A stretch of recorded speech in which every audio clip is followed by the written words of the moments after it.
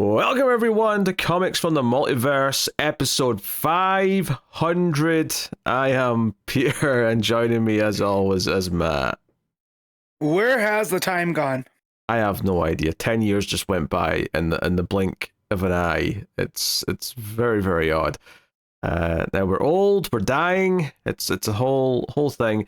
But this is a DC Comics podcast. We get together and talk about the books we read this week. Coming up on this week's show, we have Absolute Wonder Woman 18, Absolute Martian Manhunter issue 10, Detective Comics 1107, Superman 36, The Flash 31, Green Lantern issue 33, The Peril of the Brutal Dark, and Ezra Cain Mystery issue 2. Plus, for Patreon books, me and Matt both will be talking about Green Arrow issue 25, and then I'll be talking about Gideon Falls issue 13, Adventures of the Outsiders issue 33, and Planetary issue 17. And that is not all, because it is episode 500, and if you may remember, I have been telling you guys to go and vote for your favourite characters by putting in your top lists. The results of that will be at the end of this episode, after we've wrapped up all the normal stuff. And what interesting results it may or may not be, we'll find out once we get there. I am on bated breath. Yep. And of course, me and Matt will be doing our own top 50s, which we will reveal for the 10th anniversary special, which we'll be doing. That'll be out sometime in May, give or take. So that is the plan.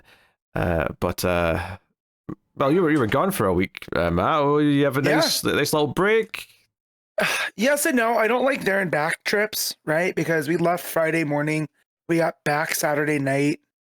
Tried to push it to Sunday, but my brother had stuff to do, so we couldn't. I go to a lot of concerts, and I'm pretty good about staying out of trouble. Last Friday night was not one of those nights. Some drunk guy thought that the whole floor was the mosh pit, and me and some other people took some exception to that. So yeah, that kind of dampered the fun a little bit. But yeah, let's just say I might not be very tall, but you're not going to get leverage on me, right? That's one thing football's taught me: low man wins, especially against a drunk person. So if you hit me with a spinning back elbow, like we're in a wrestling ring, be prepared for some forearm shots to the ribs, Wait, did this happen last week? Yeah. Oh, okay. Oh, yeah. So, I'll go to a lot of hardcore shows, and there's an etiquette when it comes to moshing, right? If someone is on the edge of the pit, they're kind of fair game. But you can tell when someone is just standing there trying to watch a show. At a pop punk show like the Wonder Years, it's not that kind of show. You don't need to be going that hard. And so this guy that either was on some other substances or was overserved thought he was going to be hitting people on the edge of the pit with like wrestling strikes, like forearms and spinning back elbows. And me and this other guy, my new friend Jim, that I made. Forged in the fires of combat. Yes. You and Jim are now bonded for life. Absolutely. No atheist in a foxhole, right? And so me and Jim are about, we're about the same height, but that dude is built. He's built like a pro wrestler, And so I don't know if this guy just thought me and him were like easy targets because we're bigger built individuals. And this guy was just picking the wrong fight, and he hit me with one back fist too many, and it became a hockey, like a hockey scrum. And I just started throwing forearms, so much to the point where two older guys, which I realize I say older, they were probably my age, but in my head, they were older. One was wearing a Descendant shirt. The other one was wearing a Bad Religion. So, and in retellings of the story, I've called them the punk dads. They grabbed me and like, hey man, calm down. It's all good. We're all here for a good time. And I got essentially put in timeout and was babysat the rest of the show. Even though it wasn't my fault, but you can only be, hit in the neck so many times before a man snaps, especially at a show like that where people are just trying to have a fun time. Like if you want to throw, back elbows, go watch Terror. All right. Like go hit up a Tsunami show. Wait, it's not that kind of show. You're not that guy, pal. So that put a damper. My shoulder was messed up for 3 or 4 days, but I persevere.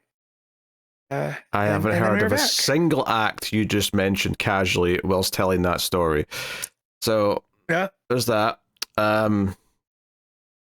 Yeah, I don't know what. I mean, on the fact that you're calling these guys the punk dads, and I'm like, yeah, they're probably like 2 years older than you, which at this point, which is amusing. But right, because in my head, I'm still in my like late 20s, right? Because I don't give that up until the next day on like 4 hours of sleep, and we're driving home, and I go to get out of the car, and my entire body cracks like a mummy, you know. So then I feel it, but yeah, at the time, you know, I associate those two bands with older dudes. But again, they could have been younger than me and just prematurely graying, right? But they were very nice, you know, and I felt very safe in their presence, you know. Yeah. But yeah, being put in timeout at a Wonder Year show, it's not that fun. Now that you mention it, I'm a lot grayer in my beard than you are, and I am a healthy. You're younger. 4 or 5 years younger than you. Like what gives? What's that about? I like to say that the desert wind preserves, right? I don't know if that's true, but there you go. So, you know, plus but you don't also partake in things. I always chalk it up to straight edge living, but you don't partake in that stuff either. Nope. So I don't know, man. Scotland just ages you, I guess. Oh yeah, maybe it's the weather. Maybe it's the harsh winds and rain has aged my hair just that little bit quicker. I don't know. Yeah. So, you know, I actually, even though you weren't here last week, and David was here, I did check your letterbox. So, can I complain about Matt when he's not here? But you'd been too busy. Yeah, you hadn't seen anything. At least nothing that I could rip you apart for. But luckily, in the past week, Ready or Not 2 came out, and it's a mediocre waste of time. You say this? No, it's fun. No, it's not. Don't listen to Pete, guys. It's fun. Do you know what it is? Right? It's a movie that is almost entirely made up of the moment where someone goes, "Well, that just happened." It's that over and over again. That's what it is. Yeah, because that stuff just happened. You got to point it out. I'm not even going to dignify that with a response. Mediocre. And I got to see Samara weaving in a bar brawl and use a keyboard as a weapon. I was very thrilled. Yeah, I'm not that impressed. And all the crappy lore they tried to expand on could not have given less of a crap about any of it. I love this. I love Elijah Wood as the lawyer. I thought he was fun. Well, don't worry. Exploding bodies. It's making not that much money, so the good news is we probably won't have to put up with a third one, and that pleases me greatly. I know, but your favorite directing duo, Radio Silence, is doing a Brendan Fraser mummy movie. So, yeah, I guess. I mean, I'm excited. I mean, their tone might work better for that, I guess, but I mean, I don't know. Like, that was one good movie, right? There was one good movie, and then a mediocre sequel, and then a terrible sequel that no one likes to remember. We don't talk about the third one. That third one, I go, what? What are you talking about? We don't. I would say, I wonder if that third one's going to be ignored or be canon when the new one comes out, but I'm like, no one's going to remember what happened in it to know if it is or not. No, I feel like you can just jump after The Mummy and just ignore Returns. And that other one that Rachel Weisz wasn't even in. You know, because you're bringing her back as well. I don't think they'll completely know Returns, because I bet the son will be grown up. I bet the son will exist, and therefore Returns is still definitely canon. But the third one, I don't know if they'll even hint at that existing, would be my guess. But you got a bunch of 15, 16-year-olds running around in a new Mummy movie, because we can't let franchises die, and everything has to come back in shameless forms one way or another. Absolutely. So no, I'm not looking forward to it, Matt. No, I'm lukewarm at best. I am. I just like Brendan Fraser. So, you know. You like Brendan Fraser and new, interesting things.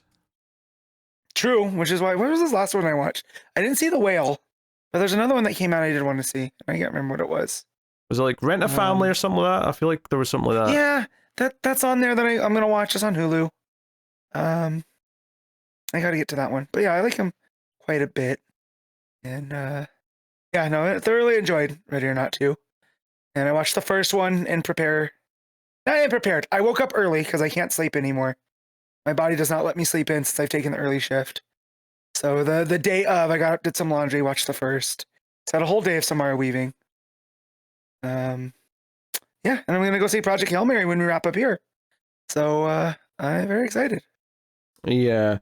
I mean, I don't know. I don't get the over enthusiasm of Samara Weaving, to be honest, but she's just fine. She's I don't know, not exactly knocking my socks off. But I also watched a movie that you'd seen this week called Splitsville. And noticed that you seemed to like it, and I was watching it on stream, and many jokes were being made that you only liked it because you like Dakota Johnson, and don't discount the amount of male nudity.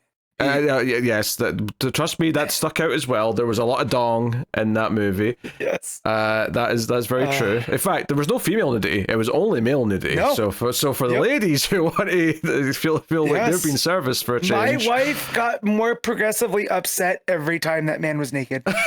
She would just go again.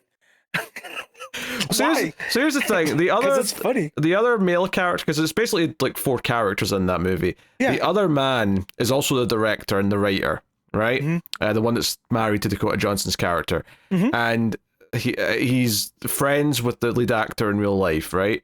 And all I can think is that the lead actor said, "Hey, dude, I really want to show off my dong. Can I get a lot of naked scenes?" And he's like, "Don't worry, I got you. I'm going to write several conversations where you're in the shower for no reason other than just to show off your dick." Sometimes I feel like when you're that close, because they did another one that I have to see that I haven't been able to track down called The Climb. That's similar tone from what I understand. And so I'd like to think that maybe the other guy took the brunt of male nudity in that one. So now it was the other guy's turn, in that fortune. But yeah, I liked parts of Splitsville. I did laugh quite a bit at a lot of the circumstances. But yeah, I think it was, did I give it 3 stars? Did I give it more than 3? I think you give it 7. You give it 3.5. Okay. Upon retrospect, I'd probably give it closer to 3. I gotta stop rating stuff immediately after the movie's over, and let it sit for a minute. But yeah, I expected to like it more because I'd heard a lot of good things about it. But it wasn't the best, but I had a good time. Yeah. I watched it because Tim recommended it, and I had a decent time. I mean, I don't think it was perfect, but like I was laughing a fair bit, and the tone was overall working. If anything, the last 15 minutes was probably the weakest part because it had to wrap up in some way that made sense, and I don't know if it necessarily fit everything that had come before it. But it kind of falls flat there. But hey, so that was just some movie watching from the week. But we'll get into things because we got a lot to do today on this here episode 500. So brace in for all 5 hours of the episode. We're going to start off with the Kindle rankings, formerly known as the ComiXology Top 10. Just looking at how they're ranked as of right now at the time of recording. Matt, have you got a guess for what number 1 is? Well, I see there's an ultimate event going on, but there's also 2 absolute books. I'm just gonna go with Absolute Wonder Woman. That is correct. Absolute Wonder Woman is number 1. Number 2 is Superman. It's prime time, that's apparently. Yeah. Number 3 is Justice League Unlimited, which also a little surprising. 4 is Ultimate Endgame. 5 is Absolute Martian Manhunter. 6 is Detective Comics. 7 is Green Lantern. 8 is Uncanny X-Men, 9 is Amazing Spider-Man, and 10 is The Flash. So, very healthy DC top 10 there. A good 6 out of the 10, which, yeah. Was it 6 or was it 7? Oh, no, 7 out of 10, sorry. Even better than I was saying. So pretty healthy. The order's a little interesting compared to maybe what I would rank them as, but that's okay. So yeah, that was a lot of the DC books here. I'm just sort of scanning to see if there was anything else worth mentioning DC wise. There's actually several rows after the top 10 with no DC books, so maybe that is just I guess Peril the Brutal Dark, that's down at hold on, I need to count the rows, 23. So that's significantly less than all the regular DC books, but hey, to be expected, I suppose. I've been putting that book over like crazy, so people need to be buying it. I'm sure you are. I imagine it's like you're protesting, but you've just got like a picket sign saying you're more of like a sandwich board advertiser where you're just wearing the big front cover of issue 1, just being like, go buy Peril of the Brutal Dark. Holding a sign that says, "Ask me about this book." Yeah. All right. So there you go. That's the Kindle rankings, and we can get into the books, of which there are many. So we shall start off with Absolute Wonder Woman, issue 18, Kelly Thompson writing with Hayden Sherman on the art. So we had the cliffhanger last time. We had the Suicide Squad, and at the end, the fiery magic user showed up, and we actually speculated it was Zatanna at the end of the discussion, but it does turn out to be the case once Zatanna shows up and confirms that. But basically, Wonder Woman's arm's been taken. She realizes just how powerful this magic user is, and kind of has to flee. Which notably, you see Barbara Ann in the corner being like, "She left me." So I don't know if that's the start of the seeds being sowed of the breakup, if you will. Hey. Yeah, there's one Cheetah down, and Barbara Ann's in the crossfire. You know, so I feel like we're foreshadowing closer to that outcome. But even when she tries to fly away, though, she actually ends up falling out of the sky. She's too weakened by everything that just happened, and Pegasus has to swoop in. This is just a couple of pages where we get to really enjoy the art. Like, obviously, it's telling the story, but it's mostly this silent visual of this epic kind of save. The very first page, right? It's got Diana holding her arm and Zatanna in flames, and she is like, Sherman gives it this 3D kind of setting because she's almost like stepping over the panel line, and then it breaks up the other 2 panels below it. You know, so it adds this depth that it really, really adds something to this opening page. Like, it feels like we're in immediate danger, like from the jump. So yeah, good on him. Yeah, she feels like she's under threat, and then she's having to retreat. So it feels like a big deal. And then when she does get brought back to the hearing, Zatanna shows up quickly to try and help, and apologizes and says that her cursing her and whatnot was all an attempt to circumvent what Kayla was trying to do. So the interesting thing here, though, is that when Diana wakes up, though, and has like a bit of strength back, she immediately grabs Zatanna and puts her in like a chokehold, and isn't ready to just trust her. Up front, like, it's going to take some time to earn that. But there's some fun stuff in there where when she does have Zatanna in the chokehold, Zatanna sign languages something backwards to get out of it. I looked. Oh, you looked. Of course you did. You're such a nerd. I went and, yep. I looked in. I do look. So I'm trying to learn sign language too. I'm actually looking for like a tutor or something. So I recognize a lot, but it didn't work backwards. So I had to go and look them up. But yeah, it says phase, which I did like. I like the, she's still speaking, but not with her voice. So I like that little workaround. Yeah. But ultimately, while, she puts on a fair fight, Diana's able to fight her off, but doesn't acknowledge that her magic's a lot more... It's a lot more, like, versatile, because she can just sort of say anything backwards, which is a little bit different to all the rules that Diana has for hers. But she ultimately wins because the watery trident comes and helps, and the big sort of finale to it is that Diana's made a lot of friends along the way. She's got Pegasus, she's got Ferdinand, she's got the trident, and the water nymph girl. The water nymph, yeah, I can't remember her name. But I can't either. But yeah, it's got this big full page spread, and it's like makes this big point. And I think the idea is that Zatanna might one day be one of these allies, and certainly this turn shows that she isn't just this evil character. So, but we're not there yet because she has to earn that trust because of what's happened. But a little interesting detail that I liked here was that at the end of this, when like everything's getting ready to separate again, Zatanna just sort of says, "Hey, by the way, you've not met Kayla yet, and she's like serious business, but watch out, don't let her hands touch you, because I put a curse on her hands." And I love that little setup, because we don't really know what that means or exactly what will happen as a result of it, but I do like that Diana seems to at least in some way understand it, and it's kind of like, okay, so even though she was held captive by Kayla, even though all this stuff was going on with the Suicide Squad stuff, she still was able to like do something that'll have a payoff later. So we have Chekhov's curse, I suppose we'll call it, going forward, which I really like that little detail. And again, it's another example of her trying to earn Diana's trust by saying, hey, I did this thing, this might come into play later on if you go to fight her. And there's some layouts here that are interesting. There's a page where the panels make a big Z, you know, yep, which is fun.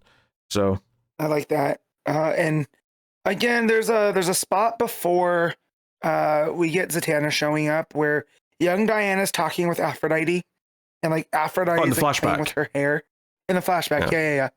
On the Wild Island, and they're talking about love and what like that means, and how there's a, you know, Aphrodite talks about, you know, so much beauty but also so much horror, and that the world on the outside is so complicated.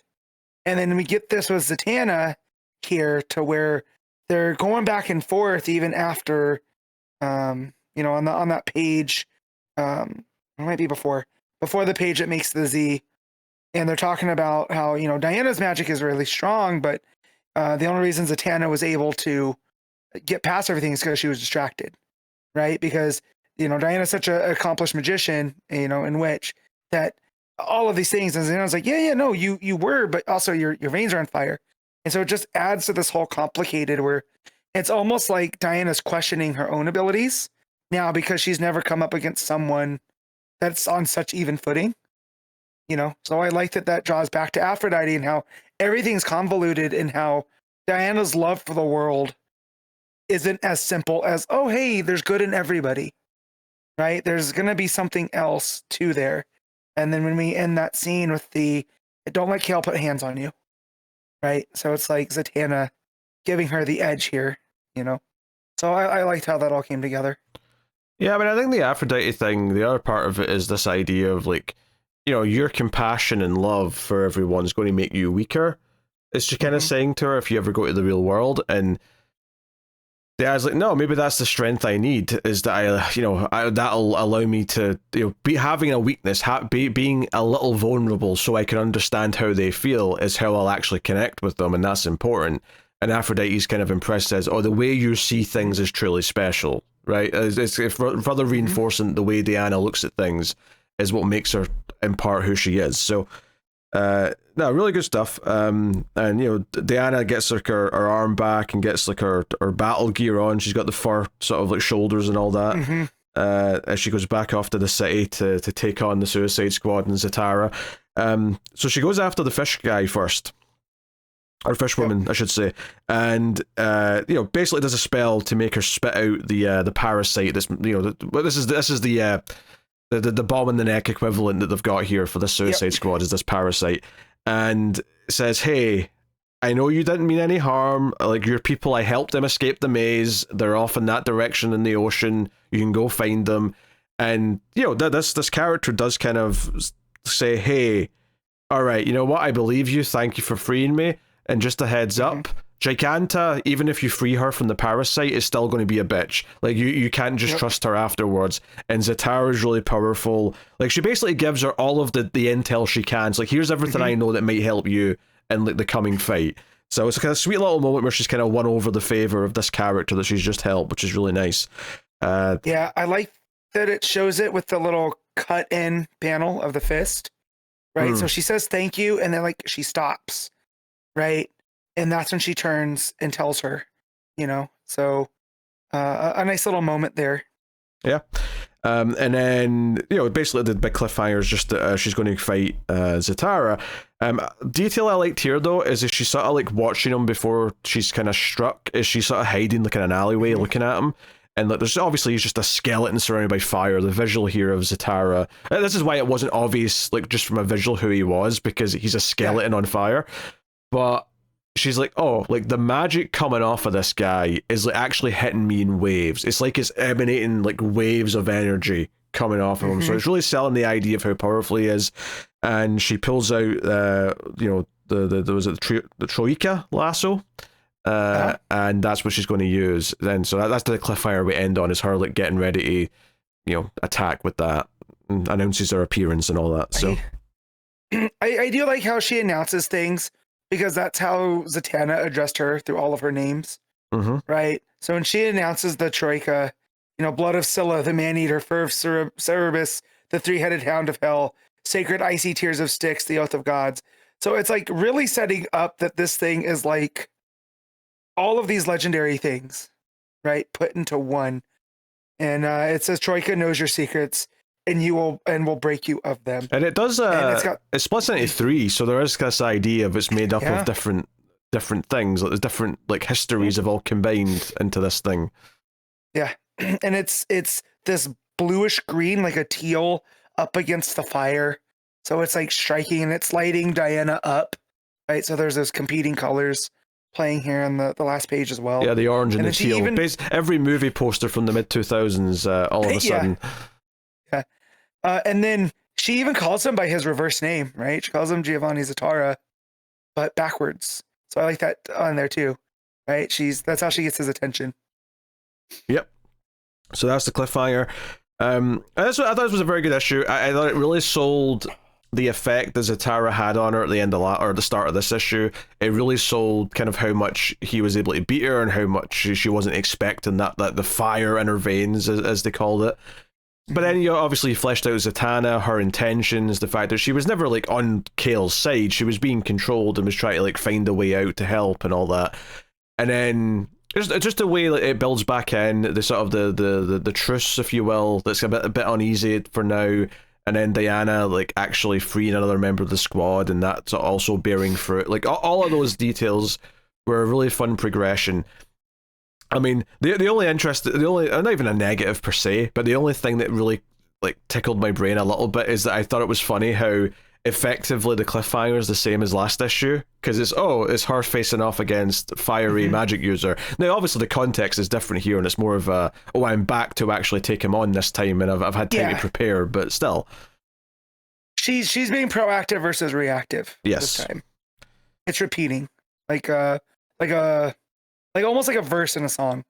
It's like poetry, it rhymes. I was trying so hard not to say that, Pete. You want to sound like George Lucas making the Star Wars prequels? You can do that, Matt. You can do it all you like. I have too much of a chin to talk like George Lucas. But no, I mean obviously the art's gorgeous. I think it did a good. I liked, even as Zatanna and Diana were fighting with their magic, I liked kind of the acknowledgements of how different their magics are, and how Diana's saying, "Oh, this magic's very different from the magic I use, and how do I deal with that?" And like all the different ways. So it's like, Diana like fails a little bit because Zatanna's able to get out of a situation using sign language. So then the next time she wins, she like binds her hands so she can't sign language either. It's like, no, you're and I need to stop your hands and your mouth. I've learned that. Now I win. Okay, let's go. It's essentially immobilizing her. Any kind of communication, I feel like Zatanna can find a way through. So, and then also with the help from her friends, right? She had Pegasus and the Trident of Poseidon as well. With some assistance there, which again has been her strength since this book started. Yeah, so, I like that she's built up a support system that when it comes back in now, it feels like, she's got a whole team now. Now the one question now is Barbara going to be as pro Wonder Woman? Just with that little tease at the start of her thinking she's been left behind. Let's see how uneasy that makes things when they're in a scene together again, probably next issue. Yeah. So. All right. What are you giving Absolute Wonder Woman? I'm going to give this an 8.5. I think I agree with that. I think it's a very, very good issue. Very great issue, even. I don't know if it's as good as last issue or some of the best issues of the book, and that's basically it. But it's fantastic. It continues to be one of the best books on a monthly basis. All right. Yep. Absolute Martian Manhunter, issue 10, Deniz Camp and Javier Rodríguez on the R. So last issue ended with the kind of the hippie and the army coming for John, whereas the Martian has been held captive by I don't even know what you call them, but the man and the woman, the entities that are torturing him. Yeah. So I feel like, because I kept referring to Uncle Sam, so I feel like the guy entity is Uncle Sam. Still don't know who the lady one is. That's still to be revealed because I didn't catch a name here. But they're somewhere else. Auntie Samantha, maybe. Maybe. Yeah. So some interesting stuff here. This ultimately builds up to John like getting out of his predicament and rushing to save the Martian, which he's able to do because the beetle or whatever it is from the Martian finally gets to him and goes into him and sort of gives him like a psychic message, and that gives him the willpower to get going and go and save his friend, which is really nice. It's a nice payoff because after, you know, how tenuous the relationship's been and how he doesn't really want him in his head, but now he's been missing him and now he has to go and save him. All that stuff's good. There's a lot of build up to it though, with John like fighting off the hippie, and there's a lot of like bright colored pages of gunshots and choppers, but all of the sound effect text, you know, the chop chop chop, the brat brat brat, the all that stuff. Every single time it's a different color. It's just so vivid, and it's very psychedelic, which goes in with the hippie that's coming after him kind of thing, but also fits with the color schemes we've been using throughout this entire book. And the fact that the hippie is the one that's bringing like these war flashbacks to him too. There's a bit of like counterintuitiveness to this character, you know, and he's got him up at the bar, and it's just Rodríguez on this one. It's just the amount of coloring that here. I'm just looking at a page right now that it starts with like the explosion against the wall that becomes a bunch of skulls, but like the way that the color gradient works, and it's psychedelic's the only way I can describe it. Yeah, I mean, let's describe that panel for much going on. A second, because like you said, the explosion actually has a bunch of skulls hidden in the explosion, which is one thing, but you've also got John kind of like diving to the side, firing two guns like an action hero. So there's a lot going on in like every panel during this action sequence. And the one that gets me is when we cut to the Martian, who's kind of all tied up in this multicolored kind of prison, and you've got the two characters try to like break him and whatnot. And they have a line here that really stuck out to me, is we're still taking the entire US prison system just to hold it down.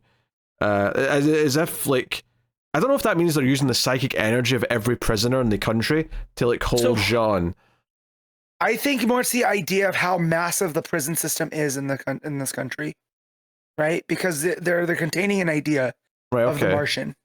And so they're using that massive concept and the fear and all of the oppression that comes with it in there. But it also could be the amount of psychicness as well, because it's such a large system. But it struck me how much it looked like the Fourth World Kirby style stuff with all of the right angles, right? And how those right angles are cut through, and each one of those, you know, squares and rectangles are a different color. Right, so there's just this vividness behind it all too. Yeah, but it's also the colors of like the Martians' like thoughts and psychic Emotions. powers. So it kind of like gives this idea of like it is like whatever this place is, it is like made up of ideas and thoughts. It's not like a physical place. It's a place that's, I don't know, incorporeal, I guess. So no, there's a lot of fun stuff here. The big this builds up to the ending, but we cut back to the wife and the kid. And the kid's obviously still very heavily possessed with the white Martian, or however you want to phrase it, but is putting thoughts into his mum's head. And it's not bad stuff. Well, it's not serious stuff right early on. It's just like, he's making her think, oh, I love my son, I'll do anything for my son, and she's making dinner. And that's all it kind of is. But it gets worse by the end, where it's like, oh, like, you know, you're going to, like dad's dangerous, you have to kill dad kind of thing. But you still have the Sparrow talking to John and trying to talk him out of like fighting back, just try to make him give up, that it's hopeless, there's no reason to go after the Martian. Which is actually one of the more interesting parts of this, is that when he does end up going to the Martian to save him, the Sparrow doesn't get like kicked out at that point. Like the Sparrow's still there, so we end up with this weird moment where the Sparrow's like, well, I guess we're a throuple now, and I'm like, wait, you're still sticking around? Okay, that's interesting, I didn't expect that coming. So in their great term of things, if Despero is supposed to like be this concept of like the depression and like an imprint of the after or the anti-life equation, right? Like that is driving John, and the fact that the Martian's there, it reminds me of something that I had to learn in therapy to deal with my anxiety. Is my therapist always told me you have to make friends with your anxiety. And I was like, I don't want to be friends with that guy. That guy sucks. Like I don't like him. but it's like, well, if you're not, then it's a constant fight. So this reminded me of that, where it's like, well, if he doesn't sit there and fight the despair, right, and he embraces the Martian, and the despair is there, but he's not paying it any attention, then he doesn't have to fight it anymore, right? He just doesn't pay it any attention. And so I'd like to see where that goes further now. Well, like, is it going to be a struggle with the Martian and Despero? Or is Despero just going to be there constantly whispering these things, almost like a devil on his shoulder? Well, this thing though is that up until this point, I was thinking Despero was like a third entity, like it wasn't something that just formed out of his mind. It was something that went into him, just like the Martian did. So, and the Martian we know is definitely a thing that exists. It's not just a conjure of his mind. It's not just like his, good side, if you will. Right. So it's interesting to me that assuming Despero isn't just something that's conjured in his mind, like something his mind made up for the lack of the Martian, which maybe it is, maybe that's all it is, and maybe that's why that works. But I'm curious to see where we go with that. Because here at the real quick, when he joins back up with the Martian, right, where the Martian tells him, black, white, thinking compresses the spectrum to the possibility of two, and he's going through there. As John's embracing the Martian is embracing him. Despero goes, "Wow, that was pretty cool." Not that it makes a difference. So it's almost like that now. It's got from being a lot less sinister to just being like these thoughts that you don't pay attention to, right? Like when you hear, like, you let the bad thoughts win, So yeah, that's how I took that anyways. No, I mean, it makes sense. It's just that because the Martian is definitely a real thing, I've been considering Despero a very real thing. This maybe suggests more that he's just like a manifestation in his head. It's more of a metaphor. Speaking of metaphors, there's a page in here where the man and woman who are working on the Martian are looking, I think, into the Martian's mind or something to that effect. And she's like, "Oh, this is a metaphor." And her name's Lo, because they actually used their names together. Right. There it is.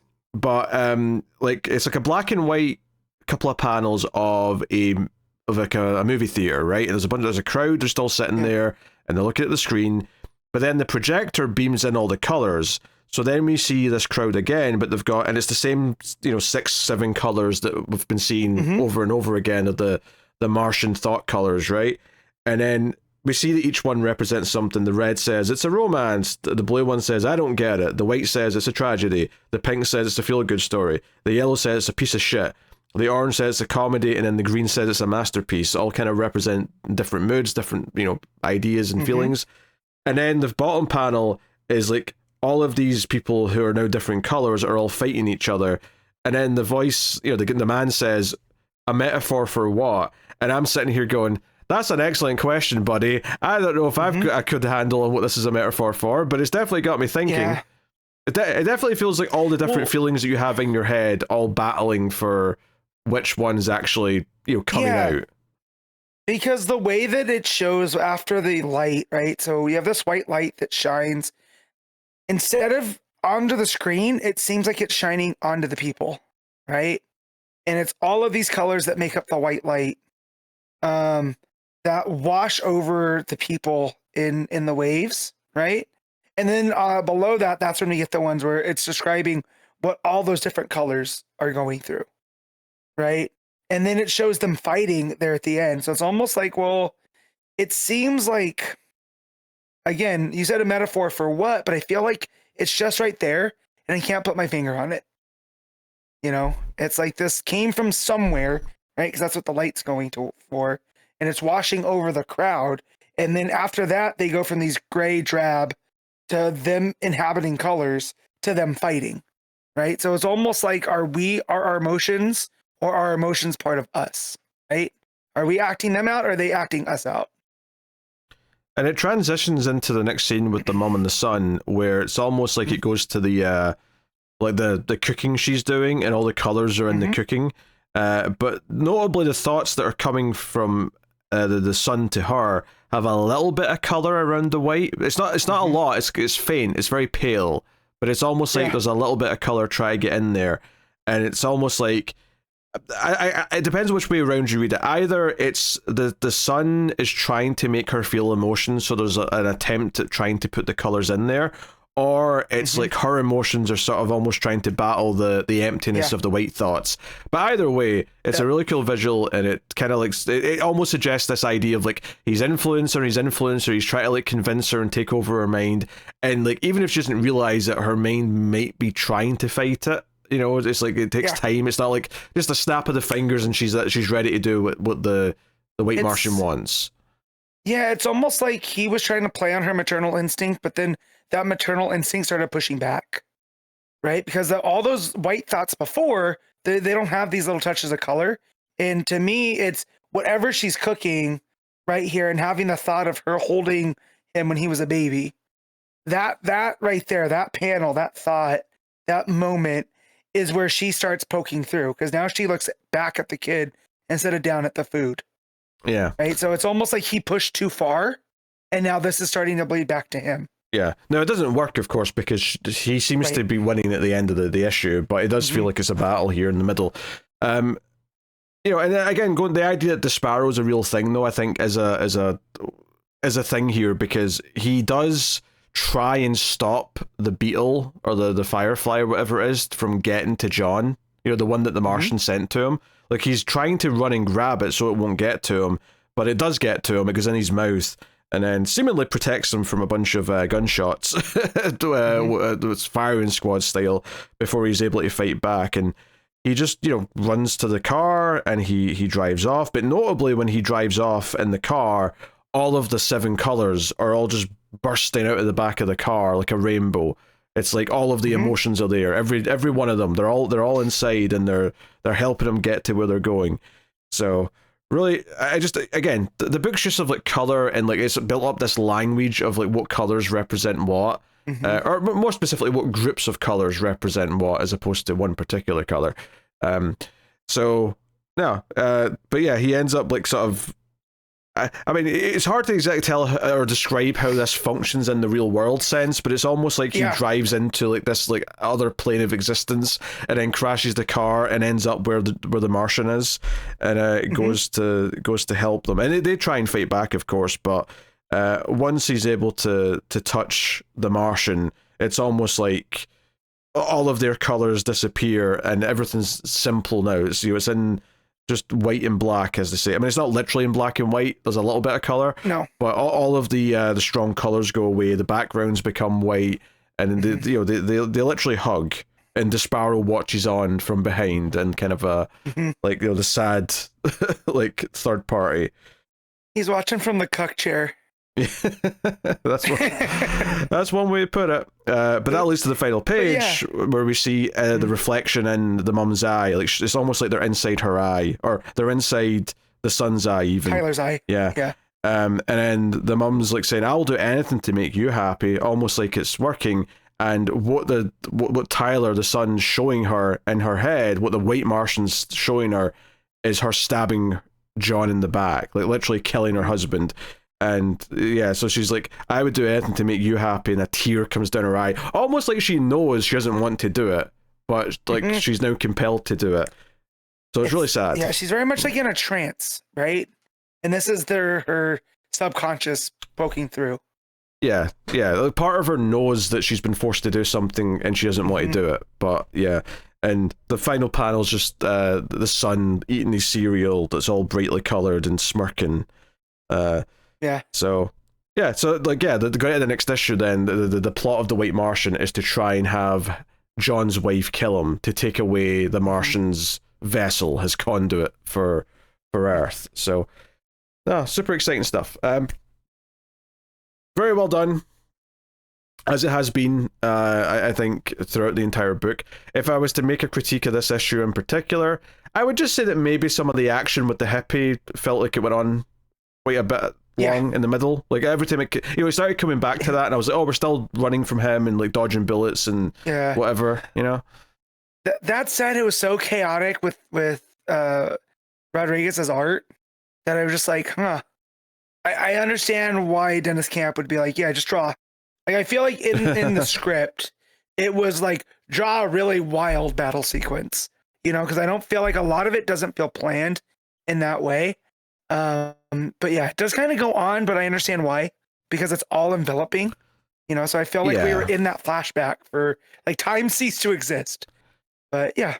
I mean, and like it's a minor quibble. I'm just basically justifying why it's not going to be the highest rated issue of the book, because that's basically the only critique I can really levy at it. Because the excitement of John wanting to go save the Martian and fighting through the Sparrow's like negative, like, oh, there's no point, you shouldn't do this, or the Sparrow's trying to stop him and he does it anyway. So it's quite uplifting. It's quite hopeful. And then you get the gut punch at the end of, oh no, the son is like convincing the mother that she should kill John, and that's quite dark, especially since that marriage and like him trying to repair that marriage, but has been a thing the whole book. So it feels especially vicious to sort of try and turn that marriage against them here in the end game, because we only got 2 issues left, so we're building up to the final here.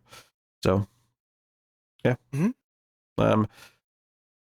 All right, if you're ready to rate, Matt, would you want to give Absolute Martian Manhunter? Yeah, because it's like the art is doing so much, but it's a lot of me getting lost.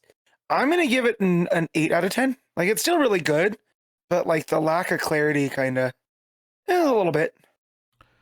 Yeah, I just felt like that stuff went on just a little bit long. It made the middle feel like every time we came back to that fight, like it was really impressive art and it was like really good for the first several pages, but then when we came back to it, I was like, okay, we're still kind of doing this. So I agree with the 8, actually. That's exactly what I was thinking. Was 8 out of 10. So cool. The Detective Comics 1107. Tom Taylor writing with Pete Woods now on art for this arc, seemingly.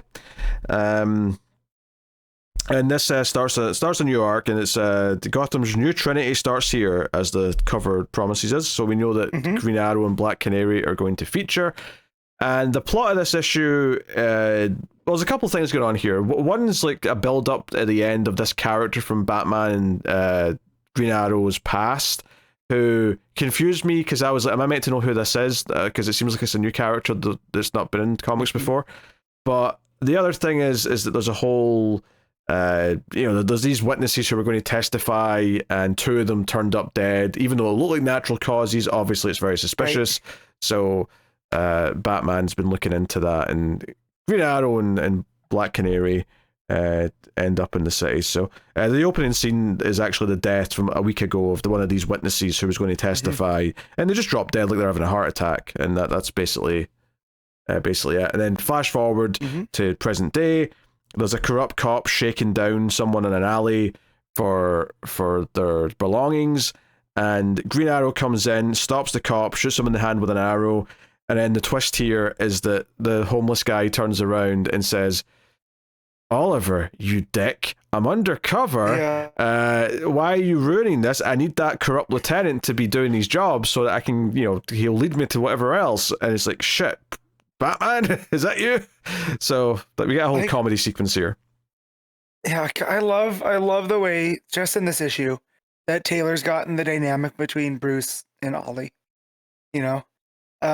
And that Ollie takes this cop and throws him in the trunk of the Arrow car. Right? Like he's not playing around. And then once Bruce starts to take off like the fake beard or whatever, that's when it like sinks in. And then he goes, how was I supposed to, or he goes, in your city, I don't see your name on it.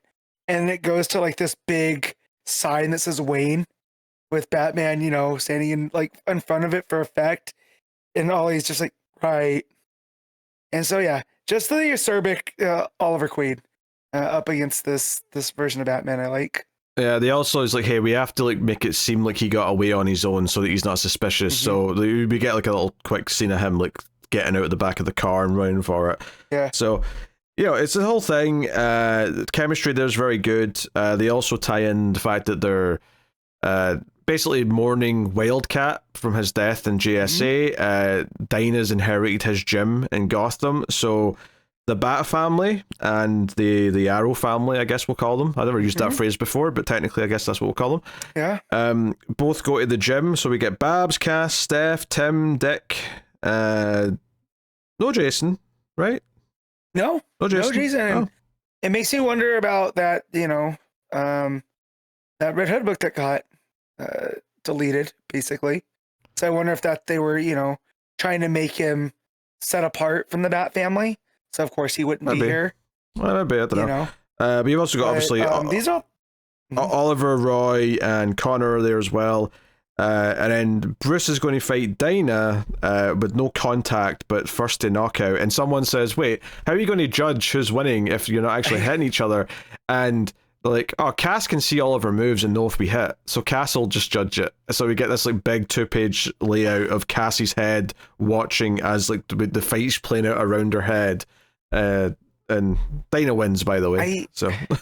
Yeah, I can't imagine this being actually fun to watch because you're just watching two people spar. So the way that they did it here in the comic, I think it works better than if it was in live action. I think if you did this in live action, you'd basically have to show what Cass is seeing, so you'd show a real fight. Yeah, but they wouldn't obviously really be fighting in the context of the scene. I think that's how you'd have to do it.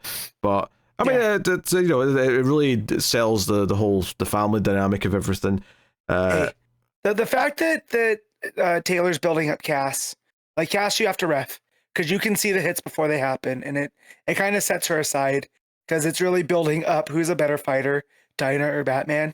And we all know that Cass, I feel like Cass would wipe the floor with both of them, right? I think so. So making her the impartial, I do like that. Yeah. And at the end of the scene, like Batman's narration is like, we all know we're thinking about one person. And I'm like, oh, who are they talking about? And they tease it so much over the last several pages, like, because they're Bruce, Dinah, and Oliver go to a grave, and they're talking about whoever this is. And like, oh, it's an accident. It could have happened to any of us, and they're really building it up, and it's all very weird and mysterious. And then like this girl shows up, who's kind of not lost per se, but she's there to see the grave. She knows who this is. Possibly her father, maybe? I don't know if they're teasing that. That's what I'm taking it as. Yeah. And then, they're like, hey, you almost, and then this car comes swooping in, it's like security who are looking for the girl, and Oliver's ready to like fight them and say, hey, you're speeding in a graveyard and blah, blah, blah. And then, then this older woman comes out and like gets the girl and, says, oh, hey, we'll drive out of here properly. Don't worry, blah, blah, blah, blah. Basically it's just very proper and polite with them, and that's kind of it. Although, funnily enough, once they show up, Bruce disappears. He pulls a Batman act, and Oliver's like, really? Son of a bitch, you're just going to disappear? Yeah. I like how he comes up from behind a tree. He's like, I heard. So he does a very Batman thing too, but like the way that they're going on about this guy with how familiar Ollie was with him, because when the girl says, did he smile? And I was like, yeah, he did a lot. I didn't know him as long as I would have liked, but he was a good guy to be around. He was fun. Yeah. Like, who the hell are they talking about? Yeah, and so I'm like, okay, surely they're going to reveal this in the last page, right? They're going to build up to this. And Bruce hears all this, and he's going to go look into who, what this girl and this woman's connection is to this, whoever this is. And we get to the last page, and it's like, okay, Bruce is, stepping out from behind the tree, and it's like, okay, after all this time, someone has come to claim Prion. Yeah. And I'm like, Prion? Who the F is Prion? Great question. Now, I know what a prion is in biology. Sure. Okay. Don't think that has anything to do. Like a prion is a piece of a, like you end up with like prion diseases. So like mad cow disease was a prion disease. Okay. Where these pieces of protein detach and cause problems. Never heard of it used in like a name here. And notably, the gravestone says it doesn't. He's unknown. It says we never knew his name, but we knew his heart. He was a hero, something. And it's like, okay, all right. So publicly, no one knows who this guy is. Maybe these three know who he is, but for whatever reason, they didn't like make that a public knowledge thing when he died. Okay, so it seems like this is a new thing that they're putting into like this backstory of these three characters here, of this person who tragically died in their early crime fighting days or whatever. So I don't know what to expect from that. I mean, I like this issue. I thought it set up the case that they're working on up front fairly well. The chemistry between Batman and Oliver was fun enough, and I particularly liked the gym stuff, the Wildcat gym stuff. I thought was very good and played into like the history of the characters and all that. And then the ending's a little intriguing, but I'm like, okay. I mean, I'm always a little bit iffy about inserting stuff into the backstories. It feels weird that we've never heard about this character if it was this big a deal. But what I will say though is the art is a downgrade, and it's not that Pete Woods is bad, but it's just not Yannon. Yeah, it's not Yannon. Particularly, I'm not super keen on the way he draws faces. That's the part where it feels kind of weak to me. So I was really noticing it, especially since a lot of the scenes in this issue, like I couldn't help but think, all that stuff at the gym when they're all like, feeling they're all kind of like respecting Wildcat's memories and are having this kind of fight in his honor and all that. I'm like, this would probably really slap if we had a great artist who did great faces here to really sell these moments. His Damian looks a little bit weird. Like he's stuck in between transformations. And also I do like that Damian tries to step up to Black Canary when it's like, oh, who's in a box? And Bruce is like, Damian, sit down. So I thought that was a fun little moment. But yeah, the art's not as strong as I would have wanted, but I did like that sequence where they're boxing, but they're not hitting each other. They're not making contact. And Cass is watching. I thought that was probably the strongest art in the issue. And I do like some of the stuff at the cemetery as well, but it was definitely a weird, is it felt familiar, but it felt off just enough that it was causing me some conflict. Yeah. But it's interesting because the girl, just to go back to this Prion or Prion mystery, the girl, like when they ask, do you know him? She says his headstone says hero. I don't think he was a hero. And Dinah says, do you know him? And she says, I thought I did. And then that's when she asked, did he smile? And Oliver says he did a lot. And she's like, oh, I wish I'd seen that. So it's like, okay. And this is the thing. If this is the girl, like if she is the daughter of whoever this was, potentially, she's not that old. So it's kind of like putting into question exactly how long ago this was. And it would make sense though that she's asking questions about a father that she didn't really get to know, potentially. But why does she think he wasn't a hero though? That sounds like a very negative thought to have about someone you've not really met. Ollie goes, how did you find him? And she's like, I found some old newspapers in my house. Someone had put his picture in the paper looking for anyone who knew him for his funeral. And then he goes, what was he to you? And she goes to answer. And Diana's like, Ollie. And that's when the car busts through the gates. So yeah, I don't think it's going to be maybe cut and dry as we think. Because I feel like the way that they're talking about him, like Ollie's like, oh, he really loved you, pretty bird. And she goes, I know. And so there's all sorts of, weirdness going on, and the fact that I think Ollie says like, the four of us were supposed to take on the world. So it was Bruce, Dinah, Ollie, and this mystery. Yeah, like the idea that they thought he was equal to them and like some sort of four-way partnership is intriguing. So and then called him Flight Squadron Delta, and I was like, okay, this is weird. It definitely feels like there's a weird mystery to unravel here. Like almost like there's maybe even to them there's a mystery of who he really was or something, and like this is why they're so fascinated by this turn of events and someone showing up to kind of like, as they said, claim him finally. That was the word they used, claim him. So intriguing, if nothing else. All right, Matt, what are you giving Detective Comics? I'm gonna give this a 7.5. Yeah. I think I'll just go with a 7. I think the art being a downgrade, and then I'm not sure how to feel about this mystery at the end yet. I don't dislike it, but I just don't know how I feel about it yet. I keep saying weird because it is weird. There's a lot of balls in the air right now, and I know by trade before he wrote comics, Taylor was a juggler, so I know he's adept at juggling things. But I just there's so many balls in the air right now. that I don't know what to make of them all. I get why that made a good sense, Matt, but juggling real life objects has nothing to do with juggling story concepts and a written piece of work. Look, man, if you can't keep them straight in real life, I have a hard time thinking you can keep them straight, in the imaginative world. That's stupid. You expect every writer who's good at writing to be able to juggle real physical objects as well? No, but they should. So Scott Snyder, if you're listening, learn to juggle, bud.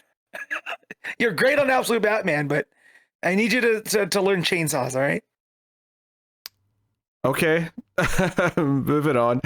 Superman 36, legacy number 879, Joshua Williamson writing with Dan Mora on the art. So, this is the first post-KO issue, and as we kind of knew, Superboy Prime is taking the reins of this book as the main character for at least an arc. In fact, he even tells us that himself in the book, because it's meta, because that's what Superboy Prime is, and he even says, hey, for the next few months, let's hang out and do some adventures and whatnot. So, depending on how you feel about the meta stuff, might obviously have a big impact on how much you feel about this arc. I will say that as I was reading it was doing an okay job of like being well paced, of setting up some running jokes. The idea that like lots of people think Superboy Prime's a hunk, so there's like a bunch of female heroes like ogling him when he's weightlifting on the watchtower. Then all of his neighbors in his new apartment building are all ogling at him, kind of thing.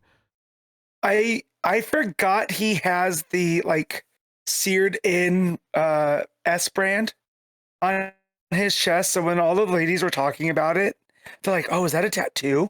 It's like, oh no, it was a brand. He did it to himself. And I was just like, oh God, I forgot about that. It makes me hate him even more. It's funny though, because like, so there's like a meta page at the start where he just kind of like looks at the reader and says, hey, this blah blah blah, and like, event just happened, and he basically makes some jokes about how, oh yeah, I know, we're all event fatigued, cash grab, blah blah blah, and I'm like, oh, yeah, I am pretty fatigued. Thanks for noticing, Prime. But yeah, thanks for reminding me. What was getting me about the meta stuff though is that later on it felt like he was actually looking at. They did a thing where he goes to a comic book shop, right? He gets a job at a comic book shop, and he's looking at the comics that actually exist. And okay, it's one thing to say that he's from our world and he's read the comic books. It's another thing to seemingly put those books inside the universe itself. I thought like, I get why they wanted the meta joke of like actually having the cover of this issue inside the book itself, but it doesn't actually make that much sense if you stop and think about it for like 2 seconds. But whatever. Not at all. Yeah. Regardless, the whole thing here is that Lois is like, oh, I need to do something with Superboy Prime. Like, he can't just live in the Watchtower. He has to maybe get a job. He has to maybe, do stuff. And she keeps saying things like, like, what would Superman do? And he's like, damn it, Superman would get a job. He would be nice to everyone. I guess I'm going to have to try and do that. And that's basically the gist of what this issue is just kind of helping him settle in. And, he's a bit of a big shot. There is a big fight, of course, at one point. We get as he himself puts it, a deep cut from the 90s. Ignition shows up in Metropolis and he fights him for a bit. That's a thing. So, I mean, how did you feel about this issue, Matt? It was annoying. I liked all the action, but Prime, and I try to go in with an open mind. I try to be like, okay, and then when we get the fourth wall breaking, which I don't mind in the right circumstances, but he's edging dangerously close to being DC's Deadpool. And I don't mean that complimentary. Right? Because we already have Harley. Harley can do that kind of weird stuff. And so to have this super fanboy in Prime and making all these referential type things, it was very irritating. And again, I've described Superboy Prime as the type of comic fans I stay away from. And of course he ends up at a comic book store to work there. And I was like, oh yeah, he would be somebody that I would like go the opposite direction when I go to pick up my books. And yeah, like, again, it's fine. Dan Moore's art looks great. Like, I love, there's a page where Superboy Prime is ruminating about what would Clark do. And it has all these different covers from over time. And I feel like Mora does a very good job of hitting those different styles. It does the Honey Badger thing of putting Superboy Prime in all the covers. Yes. And like, there are all these different ones, right? And You have him on like Justice League. It says Justice League Unlimited, but it's Justice League International cover with all those ones. There's an old adventure comics where Superman's saving a cat from a tree. There's that famous Jim Lee one of For Tomorrow of Superman on the edge of a building looking out and stuff. And so like, yeah, so like all of that is cool. That's a great use of the whole meta narrative, but just like, Lois is like, what do you mean by your own number one? So I feel like maybe the fatigue with Prime is the point, because if like Lois is already being like, what is this kid talking about? Like, what's he going on about?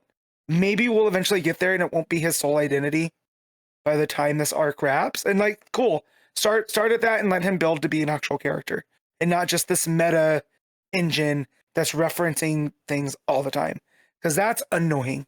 But as for the rest of the issue, I thought the fight scene with Ignition was cool, especially when he starts going a little bit too far, and then we get like the guidelines that Mora draws on poking through, and then like Superboy Prime turns to a sketch, and then he pulls himself out of it right before he does anything bad.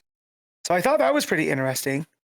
And again, if that's what we're building to, is that we're going to build almost like, I don't want to say just redemption, but like we're going to build to Superboy Prime being an actual type of character that's not just this annoying Deadpool type break the fourth wall, then cool. I mean, I'm not holding out hope for that. I would say that I think it's well paced, and it's kind of thing where I wasn't necessarily that mad at like this idea of like, okay, you have to actually like live here now, you have to get a job, you have to like figure out how you're going to like actually function as a regular part of this world. I like some of those elements. I don't really like him referencing the meta stuff to other characters though. I think like saying, I hope you get a new number one soon, and she's like, what do you mean a new number one? Like, I like it for two reasons. One, I don't like them being that on the nose with it. I'd rather he just make meta references to us, but not the other characters. And two, there's a conversation earlier in the issue where Lois talks to Mr. Terrific, and they both openly talk about the fact that he's from a world where we're all fictional characters in comic books. So she knows that detail, so the number one comment shouldn't have been that confusing to her, right? Even if she doesn't really know much about comic books, I think she understands that they're numbered, right? Everyone's heard of issue one of whatever series going for millions of dollars. We've all heard that, even if you don't read comic books. Well, and that's why I took that as she's getting annoyed by it. And she's like exasperated, going like, what do you mean new number one? Like, why do we keep doing this? I think you're being generous by reading it that way. Maybe. But yeah, and the fact that like, I do like that Terrific's like, yeah, and that can make him dangerous because none of us are real, right? Like, we're all fictional characters. Well, it's that, and also the fact that he knows like intimate details about all our lives because he's read, all these parts of our stories and things and so on. True, but up to a point, right? Because they've been rebooted numerous times and things have changed. So we have to think that he's not operating off of brand new, right? I mean, yeah, but I don't think we can cement them with that though, because they will bend that to however way, like whatever writers writing Superboy Prime will just decide, is he up to date in terms of like comic knowledge or not? And if they want to play with this idea that he only knows everything up until whatever reboot they want to say is a cutoff, then, but as far as until they tell me otherwise, I'm going to assume he knows everything, because I just feel like that's what they're going to do. True, and this is the inherent problem with Superboy Prime as a character. Yeah, I mean, this is the thing though. My major problem here, some of the meta stuff's a little bit too much, and like it's a bit constant, which I think is a bit of a problem. But for me, the bigger problem here is just that I know that this pacing, which I think is actually pretty good in this first issue, is going to go down the toilet, because it always goes down the toilet with Williamson after an issue or two. Like, I guarantee you by the third or fourth issue of the Superboy Prime stuff, I'm going to feel like the story is just moving through things too quick. This was well paced, and it set up the problem of him being around. We have the solutions. We have Lois effectively being the supporting character that he can call for help, but he's going to try and go it alone. And we set all these things up, and it's like, this is perfectly finely paced. But I see that going down the toilet in a couple of issues' time. And then at the end, of course, there's like a phantom version of Manchester Black that shows up, who also is breaking the fourth wall, because he looks at the panel, the camera, if you will, and says, what are you looking at? And I'm like, Manchester Black's not usually meta, right? No. Yeah, I don't think so. Now that I can think of, the last time I read him, Morrison wrote him, because that was for the Authority, and he wasn't meta. So, And if anyone was going to do meta with a character, it's going to be Morrison. because Morrison understands that line though, in a way that Williamson just doesn't. So, but yeah, I did like Manchester Black showing up because I do feel like that's the perfect kind of foil for Superboy Prime.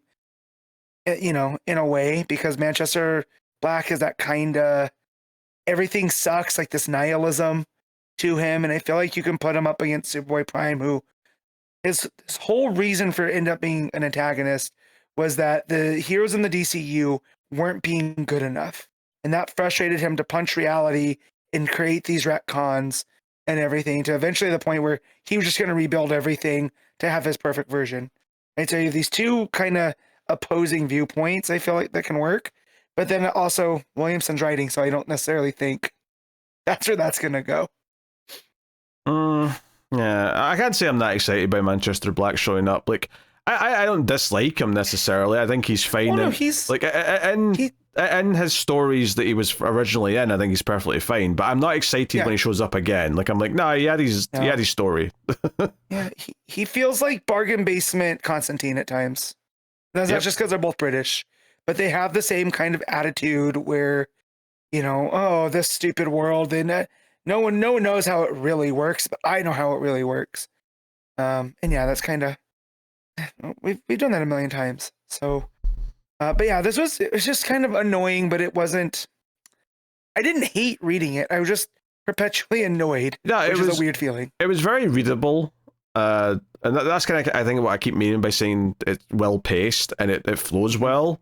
It was a very easy enough to read book, but certainly by the end with the Manchester Black cliffhanger, I was just kind of like, I can already kind of sense how I'm going to feel about this in 2 issues time. Like we've done enough Williamson arcs now at this point of different books, but even just specifically a Superman, right? You know, we're 30 plus issues into this run.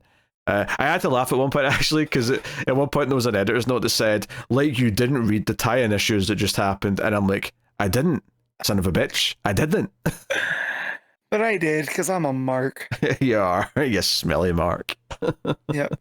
That said, Dan Mora, this is a pretty good use of Dan Mora, I feel. So, the art always looked good. The fight sequence with Ignition, I thought was a lot of fun.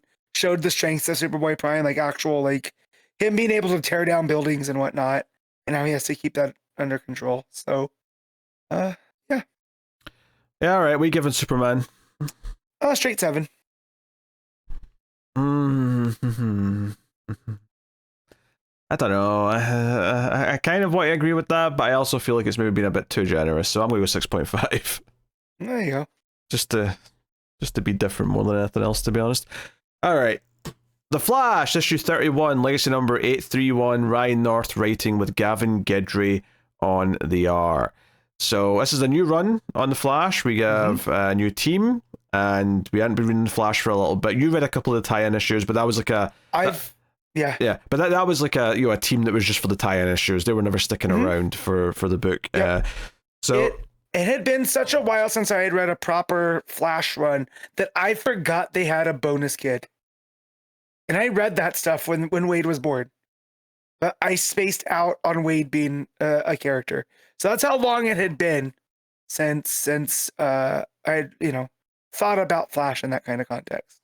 I mean, we can put a number on it. It's like 2 years, but yeah.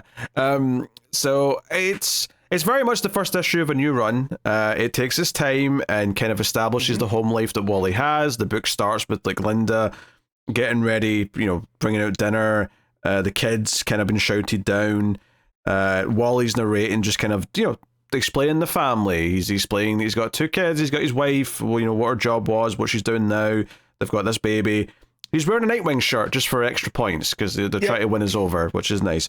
And then the joke here is that he was supposed to be the one cooking the main dish of the evening, some casserole, and he did not do that. So he tries to get away with it by grabbing it and then running it outside at super speed and hoping the friction will cook it.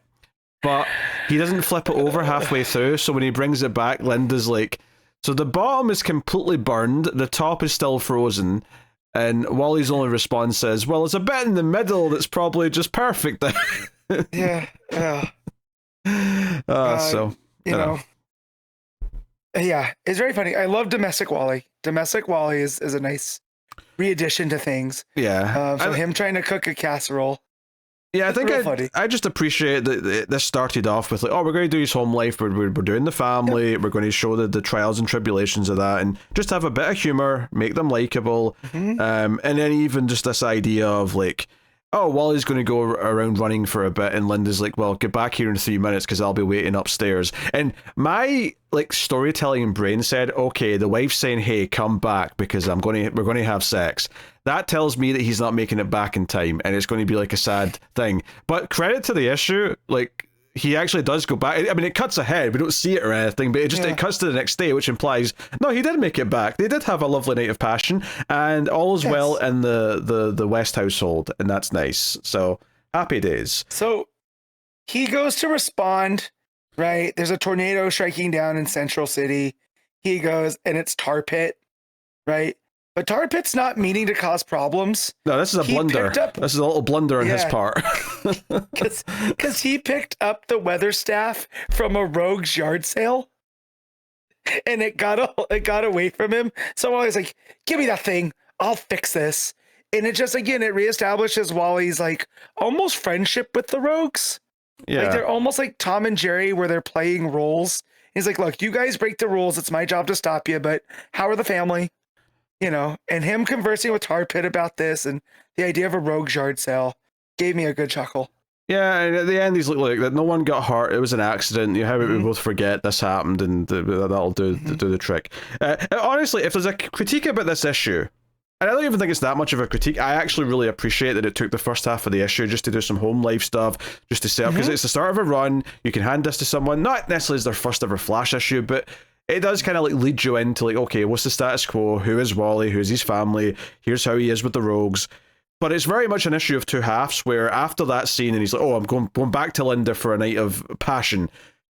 At that point, there's a split, and then the actual plot of the arc starts after that, right? So there is kind of like a two sides of the issue here. And the plot of the back half is that this woman, he basically gets a vision of a woman falling off a roof, and he goes to find her. And he runs up the building and he grabs her, and he does a lot of narration here about not really understanding the science of all this that much. He just kind of accepts what it is, which is, you know, an interesting detail. But the premise of all this is that after he saves her, she's like, hey, Flash, can I get a selfie? And he's like, yeah, okay. And this isn't enough, but she seems oddly in good spirits for someone who almost died, right? Like she's a little bit too cheery. And that's your tease, because the next day, Linda's looking at the newspaper and the classifieds, and there's an advertisement here saying, attention Flash, I'm going to jump off this building at 9 a.m. or whatever. And it's like, oh, you better get out there, Flash.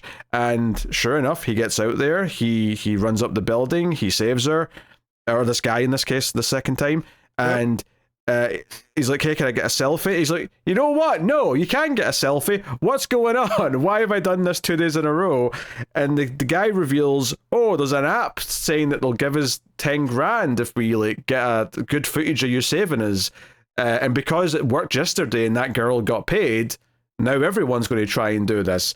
So the premise of this arc is that someone is making this app and paying people money. And it's basically going to mean that they're just going to be calling in, like Wally's going to be super busy because everyone's going to try and use him to get a payday. It's like it's nothing about it's all like fake tragedies and fake disasters just to make a buck. And it's like, okay, I thought this was a very interesting premise, even before we get to the teases of like the mysterious villain because we get the guy who's like built the app, but he's working for someone. There's that we can't see. There's someone in a suit behind him.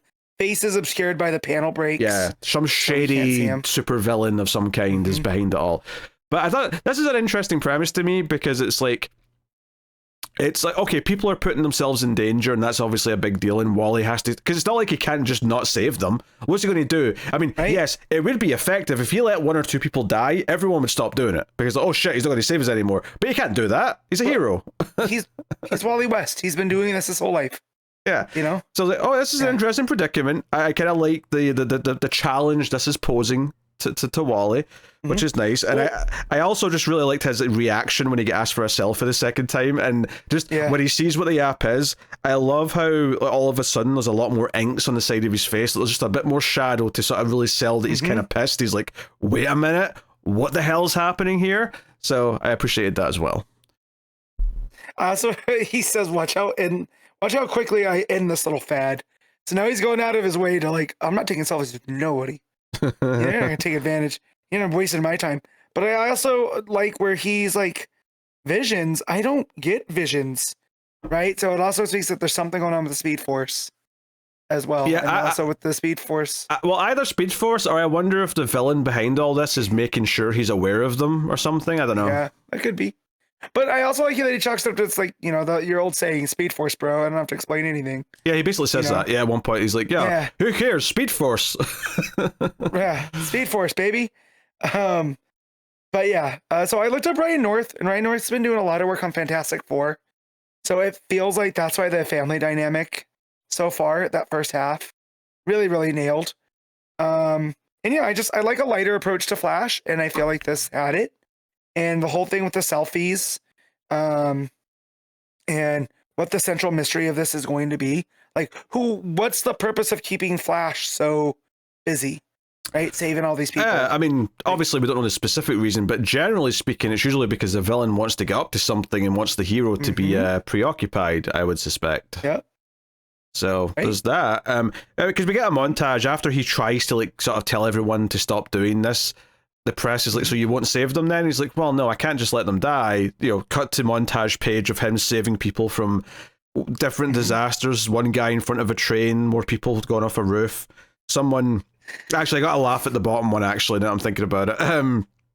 There's a guy... Honestly, makes it worse. Yeah, there's a guy driving with his phone out, and Wally's like running up beside the thing, and he's like, really? You're going to crash into someone for a contest? And he's like, what contest? And then he just sort of like runs off up front and puts his hands in there like Platoon and says, that makes it worse!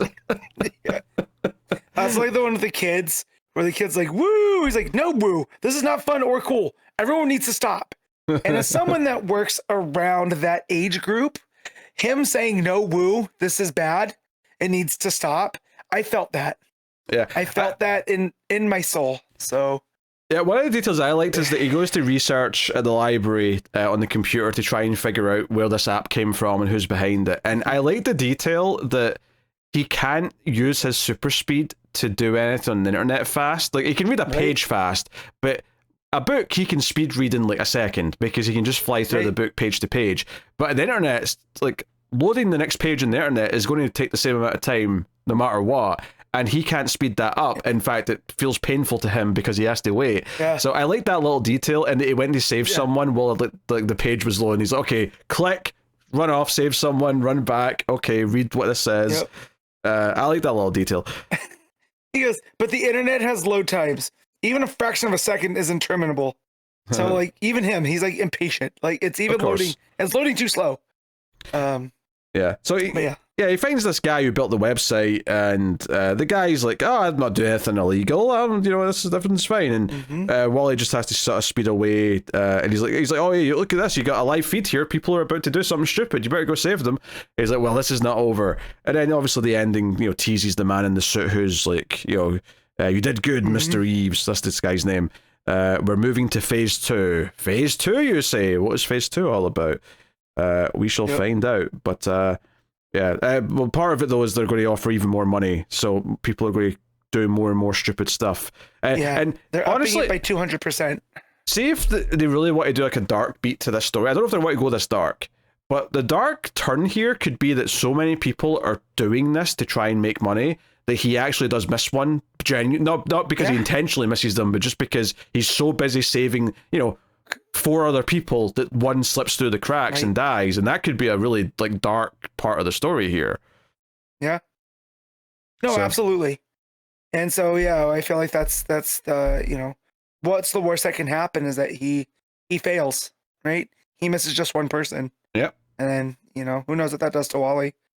But yeah, no, this was a lot of fun. It's, you know, I always enjoy a Flash run, you know, and I'll always try. So I'm glad this one hit, because I'm much more keen to read this than I was at the end of the first Spurrier. The first Spurrier issue, I was like, okay, this is getting into the technical kind of science fiction-y aspect. But this seemed more like Wally West at home dealing with Central City, typical Flash stuff, which is again more my speed. Yeah, I mean, I like that the problem posed here, the villain's plan is a little bit unique, a little bit interesting, especially since it's a very public thing. It's one thing to try and distract the hero. It's another thing where it's like manipulating the people of the city to distract them is an interesting tactic to me, and that's kind of teasing there's going to be more of that next issue, which is cool. So I like that, and I like the focus on the family life and all that good stuff. And you know, I love that Linda's seeing this stuff in the paper and is getting involved, and I'm curious to see how much more they get involved with more plots down the line. But yeah, this was a really good start to a new arc and a new run. It made me want to read more of it. I had never read anything by Ryan North before, but this seemingly maybe his first DC work, so not surprised, I guess. But no, and then the art by Guidry, I also think is a good fit for Flash. Like, don't get me wrong, sometimes there's an argument that Flash should be a lot more kind of kinetic and a lot more whatever. But for me, when I think of classic Flash stories, I do think of it as being a bit more kind of Silver Agey and flat, I guess. And this art by Guidry kind of fits that, where it's a very nice flat red on the suit, which, by the way, we've got his proper Flash suit back, not that horrible thing he had for like a year and a half. Yeah, with like the blacks on the sleeves. Yeah. And whatnot. This is traditional Wally with the, I think it even has lightning belt, right? Yeah, I think so. Yeah. He's got the lightning belt and everything back. So, yeah. So, yeah, good stuff. Pleasant start of this. Like, you know, I don't think every like first issue of a new arc post KO or even the new issue ones, they've not all hit you know, been home runs by any stretch. But I think this is up there. This and you know, New Titans last week was good stuff. So yeah. All right, what are you giving the Flash issue 31, Matt? Maybe this is a straight 8. Yeah, I think I even go 8.5. I'm like, maybe part of that's just me happy that I'm enjoying a Flash book again, so I'm like being a little extra nice, but I'll give it 8.5. I'll give it 8.5. So there you go. Green Lantern issue 33, legacy number 600. Jeremy Adams writing with Xermanico, V. Kenneth, Marion, and Darryl Banks on art. So this is oversized. That's why there's so many artists. Also, there's a Ron Mars story in here as well, just for the record, for the writing side of things. So this is focusing on Kyle, the fact that he is now setting up shop in LA. He's going to be staying on Earth, and Odyssey's going to be staying with him as a roommate. So we got a bit of an odd couple, not that they're in a romantic relationship, but just you know, this roommate kind of friendship thing going on. Which is cool because I like that character, and I've enjoyed them bouncing off of each other prior in the book anyway. So this is a nice continuation of that. Yeah, this main story is largely about him settling in. There is like a sort of pivot at one point where it does like an origin of Kylo Rayner, you know, because she asks about his origin. So we get kind of a retelling of that with this is the V. Kenneth Marion art is on the flashback here. And that's fine. It does what it does, you know. The jump from Xermanico to Marion I know. is whiplash inducing. It is. And I wish they'd almost, because again, Marion's art's not bad. It's very manga-esque. I just wish they'd gone with someone a little bit more 90s house style-y, right, to show that version of Kyle. I can see that. I can see the comparison. It's like, I get, you know, I get it to a point. You're making this easy, accessible to people who don't know who Kyle is that well. But, you know, we are doing like a retelling of some of his origin. And the same later on with Hal. We get like Hal's, not so much his origin as Green Lantern, it kind of ends there, but we get like the origin kind of his life before that point, and his relationship with his dad, and why he wanted to be a test pilot, and how he kind of first had a crush on Carol and all that stuff. That comes a little bit later. But once we get into the main story, though, back to the Xermanico art. Basically, this is an entire story shitting all over AI art and generative AI, because this movie studio guy fires all the artists because he's got a computer that's going to do all of it for him now. He doesn't want to pay all these people. And Kyle, when he's talking to the others, that being Odyssey, and Wally shows up and ends up being like a co-star of this issue. They're like, hey, you're an artist, why don't you do an art thing? And they look over and they see the movie studio and they're like, oh, why don't I go in there and ask to see how they hire people? And obviously they're all walking out with their boxes because he's fired all the artists, so it's like, oh, what issue you? But the actual the threat of this, right, and part of the reason why he's based on Earth for the time being is that 7 prisoners from the science cells have made it to Earth, and this issue has one of them kind of possess this movie studio boss, this executive, and actually uses the AI computer to like help make constructs, just like the Green Lantern constructs. So we get this kind of almost like meta commentary of Kyle shitting all over how bad these constructs are, because they're just like taking things from movies and doing crappy generic versions of them. Yeah, and it means more because Kyle is an artist. Like that's what his entire backstory that they go out of their way to show us.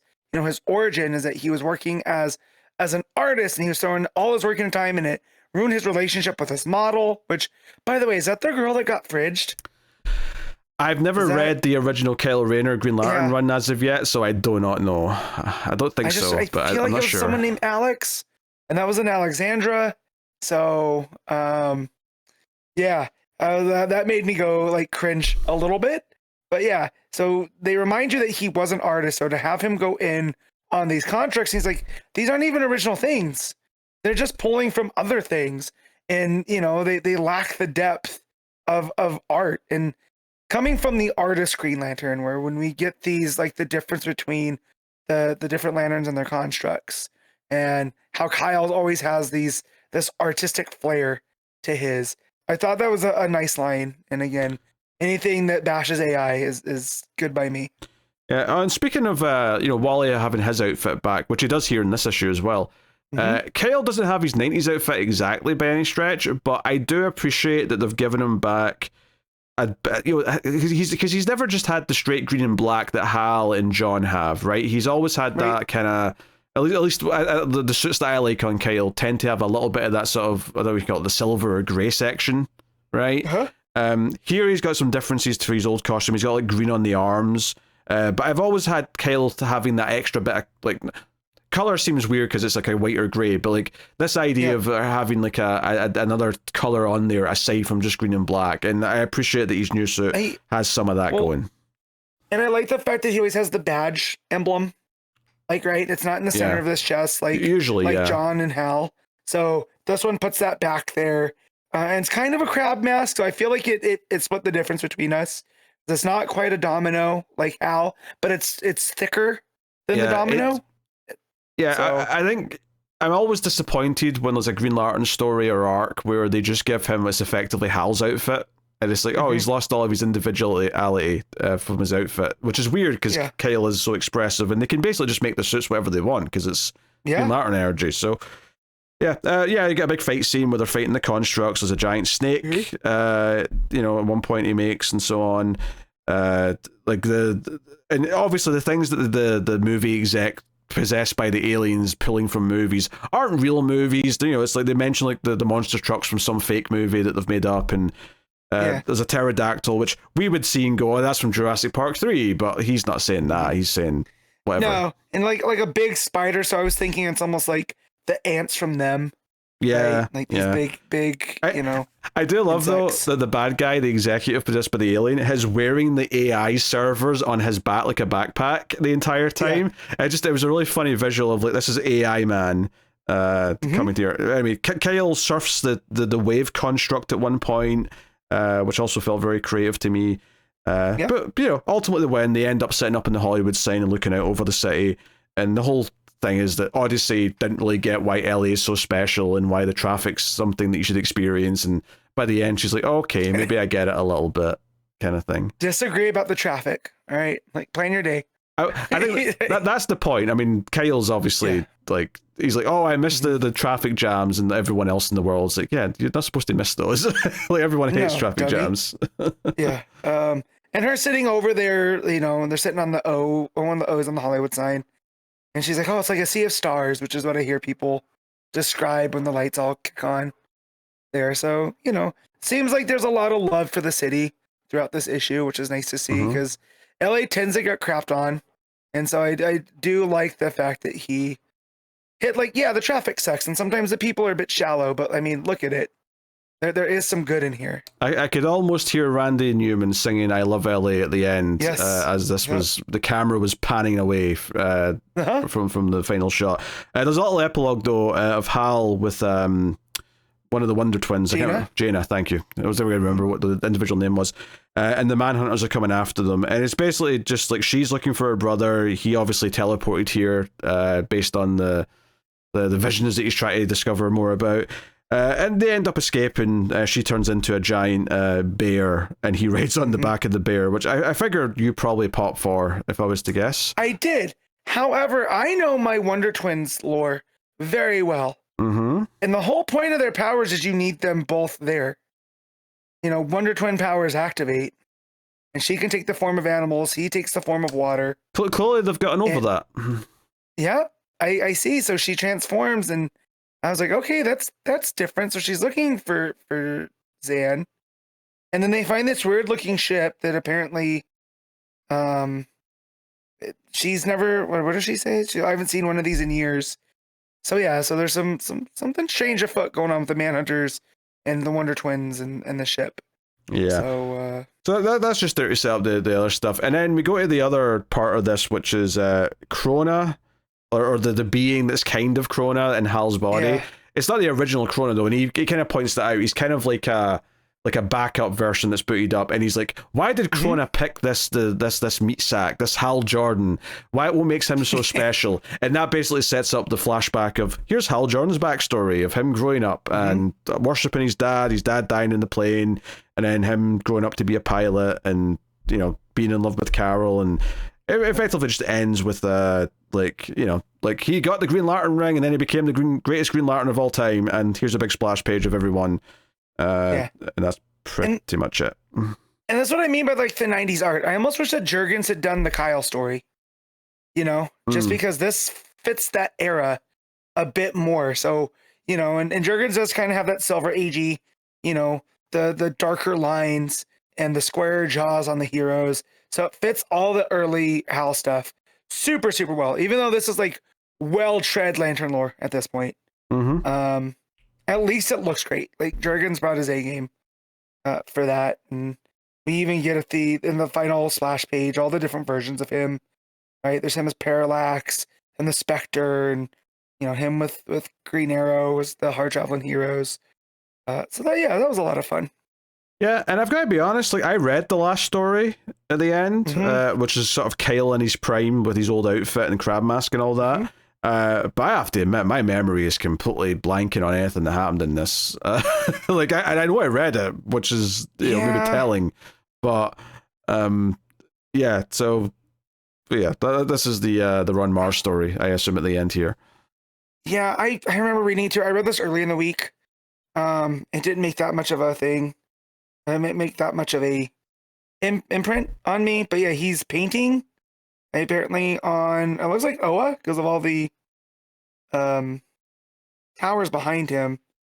And the ship crashes. There's some lanterns that are trying to intercept. He shows up, helps them out. Yeah, I mean, it's basically all about talking about how important Kyle is, because he sort of rebirthed the entire core, right? And yeah, as the torchbearer. Yeah. So he's kind of worshipped for that a little bit in certain sects, and it's like, you know, it's like a nice sort of like, and it makes sense that Ron Mars is here to glaze Kyle a little bit. Yeah, that's his boy. So it's like, okay, yeah, and you get like a panel where there's constructs of all the different versions of Kyle and whatnot. But yeah, it's a nice kind of, like, you know, it ends with the idea that even when you're in darkness, you can be the light, and that's what Kyle has been. He's the torchbearer.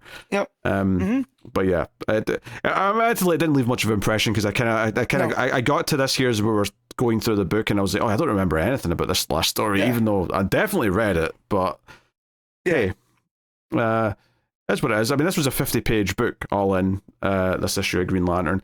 But the main story was good. The main story I did enjoy. So honestly, anything shitting on AI right now is going to work for me, frankly. Absolutely. So, you know, good stuff. I really love the main story. Like, again, I didn't need the origins. I know they were fluff, they were padding. That's page count with special issue stuff rather than something we needed. Right, but like him being an artist and coming up against AI, I thought that was a very inspired take. And then him being out in LA, his hometown, and how Odyssey is responding to it. I was much more interested in that than any of the other stuff. And, yes, I'm interested in the mystery of what's going on with the Manhunters. And I feel like that's going to take up a big chunk now of Green Lantern, because that's how Green Lantern Corps ended as well, was dealing with the Manhunters. So... Yeah, I mean, I'm hope. It did feel like we shifted more to Kyle being the lead character, so I still think that's going to be the A plot for a while, is Kyle stuff. But at least for an arc anyway, maybe it'll shift back over to Hal. But I'm all for Kyle getting the spotlight for a bit. I like that we can rotate different people in and out of these books. I feel like that's what the Green Lantern book should be able to do at this point. Well, there's like 7 Earth Lanterns at this point, so there's plenty to rotate through. Where's my Jessica focused story, DC? Yeah? Where's that happening? Get to it. She's too busy being the corpse leader right now. I mean, that's all fine, but give me an issue focusing on her stress. Give me the Veep style issue or arc where it's all about her running that place and the stress of the job. Give me that. Her trying to get a hold of Salak, and Salak's like, "Nope, I'm on vacation. It's yours now." All right. Xermanico art's very good. Obviously, you do get whiplash from the different artists when we switch to them. But other than the flashback of Kyle's origin, the main story is all Xermanico, and it does look very, very, very good. So, excellent stuff. All right, what are you giving Green Lantern? Because of the unevenness of the the padded count, I'm gonna give this a 7.5. Yeah, I think I'll still give it an 8 because I really like the main story and I love the focus on Kyle. But admittedly, though, I'm kind of just willingly ignoring the extra stuff that I didn't like all that much because it was extra stuff. Admittedly, if you're rating this versus the price because it was an oversized issue, I think it's fair to maybe like rate it lower. I'm not doing that. I'm just going to take the main story as the book, and then everything else is just extra fluff that I can ignore. But I'm just putting that disclaimer in there just to make sure people know what I'm saying. So cool. The Peril of the Brutal Dark, an Ezra Cain mystery, issue 2. Chris Condon writing with Jacob Phillips on the art. So yeah, continuing the mystery. Set up last time, the wife of the janitor showing up, or the security guard. Was that janitor or security guard? Doesn't really matter, I suppose. Yeah. He works in the museum. He was security. So she's there and explaining the husband went missing, and it's not until she actually says what the museum is, because he's like, oh, what museum was it? Where he sort of gets a little bit of a, oh shit, these two cases might be connected. I'm going to have to look into this. She doesn't have a whole lot of information on what the Brutal Dark are, just that that's kind of shady, like they keep calling, they'd come and try and talk to my husband and he'd try and ignore them and tell him to go away. And the only real thing she has to go on is that it kind of spawned from when her husband went to this meeting at like this clockmaker's place, where it was maybe like a sort of like, oh, German nationals living in the city can meet up and kind of bond and talk about the home life and all that. And but he went there and then realized, oh no, these are wrong-uns. This is more of a cult meeting or whatever, or organized crime. Yeah. They're talking about the fatherland, not the homeland. Yeah. Oh dear. So, things have went. And so he left, and then he ends up being at the he's the security guard at the National History Museum. So that's when he realizes that's where we're tying these together. So, but that's kind of like your one hint as to like this group and what they're up to. And then we go to New Jersey, next, and it's basically Ezra going to see his old archaeologist professor, the one who found the anvil that was stolen, the one who recommended Ezra for this case. And they reminisce. They're like, hey, it's they think fondly of each other, and ultimately go back to the professor's place to talk about the case. And the professor explains the anvil and says, "Oh, it's believed to have supernatural powers and energy because it was built. It built the gods of the weapons of the gods, and it's all this stuff, and it's supernatural." And I wouldn't have believed it, but I saw the energy coming from it. I saw these automatons come to life, and walk around. So they walked before me, not just like simple motion. They were like alive. Yeah, and it didn't make any sense. They were doing something, and basically the gist of all this is that the Nazis want this power. They want this supernatural force to do what they want, build armies of automatons to just go in and wipe people out, and whatever else they can probably think of using it for. So it's like, okay, we have the stakes, we understand the weight of the world and all the rest of it, and Ezra's maybe not necessarily ready to believe that this is true, but he's definitely willing to believe that the enemy believes it's true, and that they have maybe kidnapped this man and stolen the anvil and whatever else. Like, so even if he doesn't believe in the actual supernatural part, he can still believe that all these bad things are happening because someone does. So that sets things up quite well. And so the professor brings up about the phrase "the brutal dark," that it came from an Edgar Allan Poe poem, and that it, the piece that it pulls from says, "Deep into that darkness peering, long I stood there, wondering, fearing, doubting, dreaming, dreams no mortal ever dared to dream before." So it sets the tone about if this is what this brutal dark is, right? It's almost like they're looking into the unknown and how to make them better, which is like, that's some very National Socialist kind of rhetoric. And so I still expect kind of maybe some kind of twist with them because of how they're keeping them in shadows and whatnot. But they don't sound good. I mean, if they didn't like the brutal dark, they sound like bad guys for sure.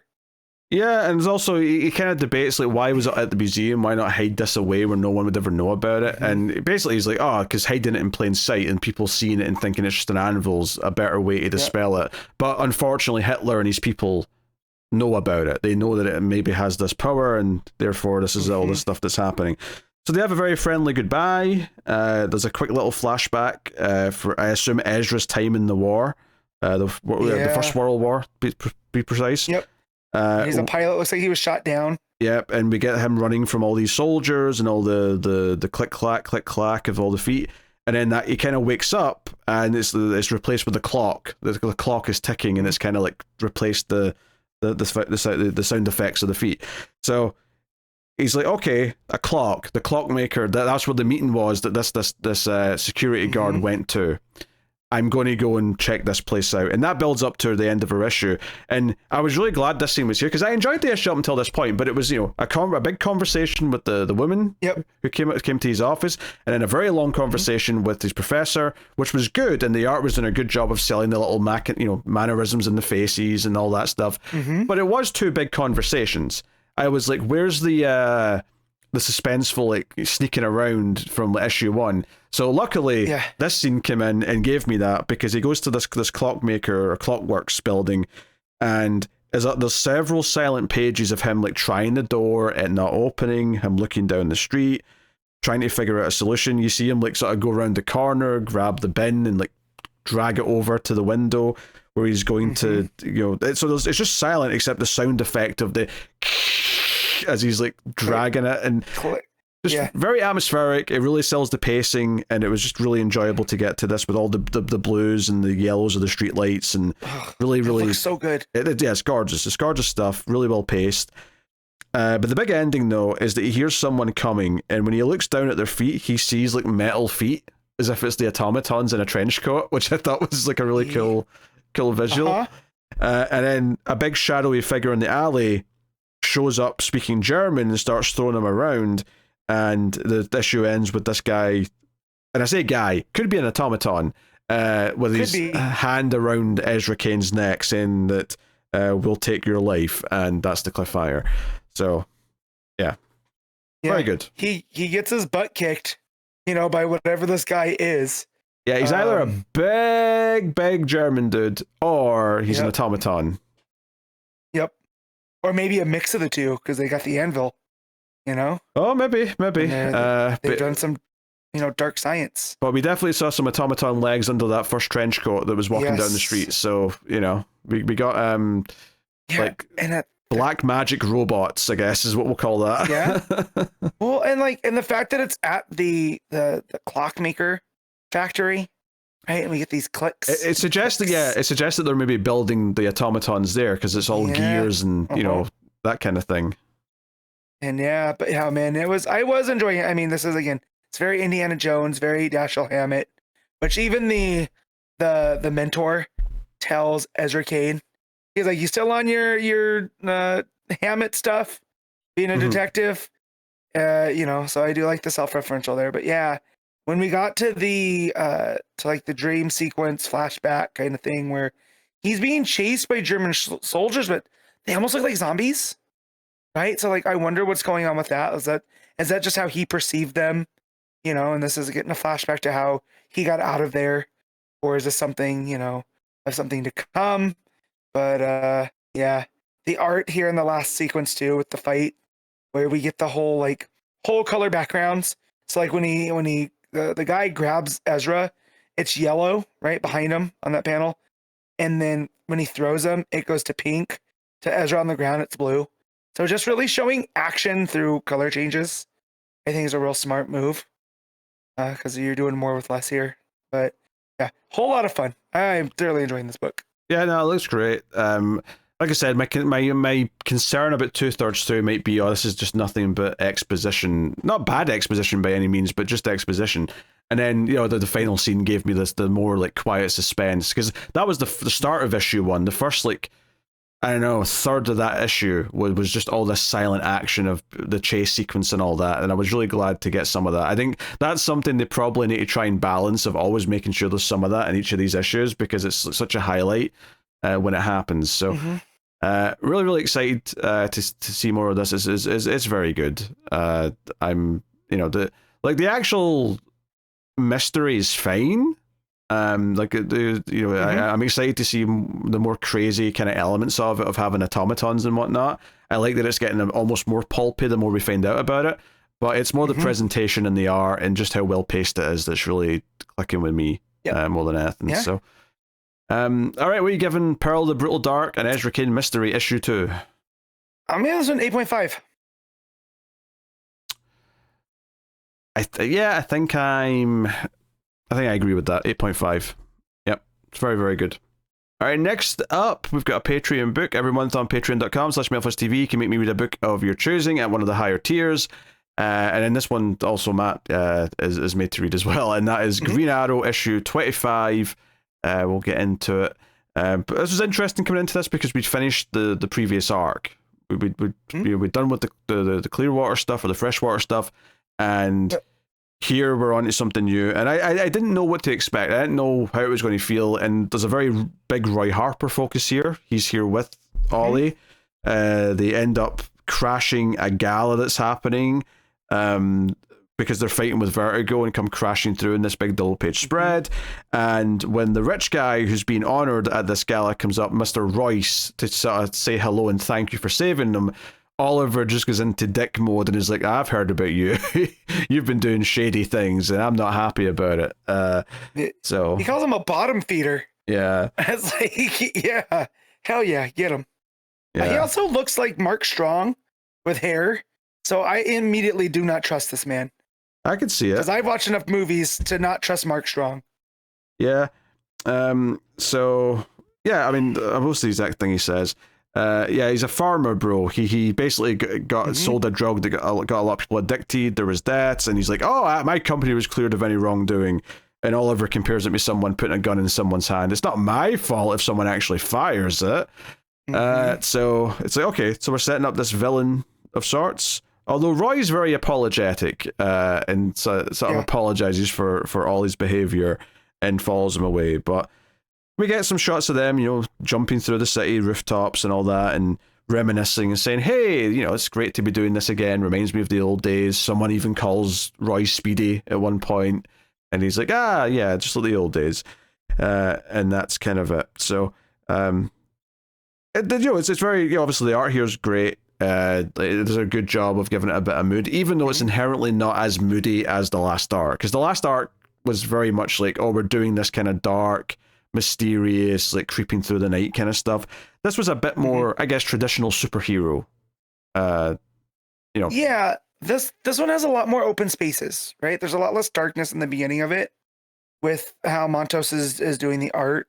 Like you said, it's a lot more traditional superhero, like the splash page of Vertigo, and the arrows coming down through the skylight and whatnot.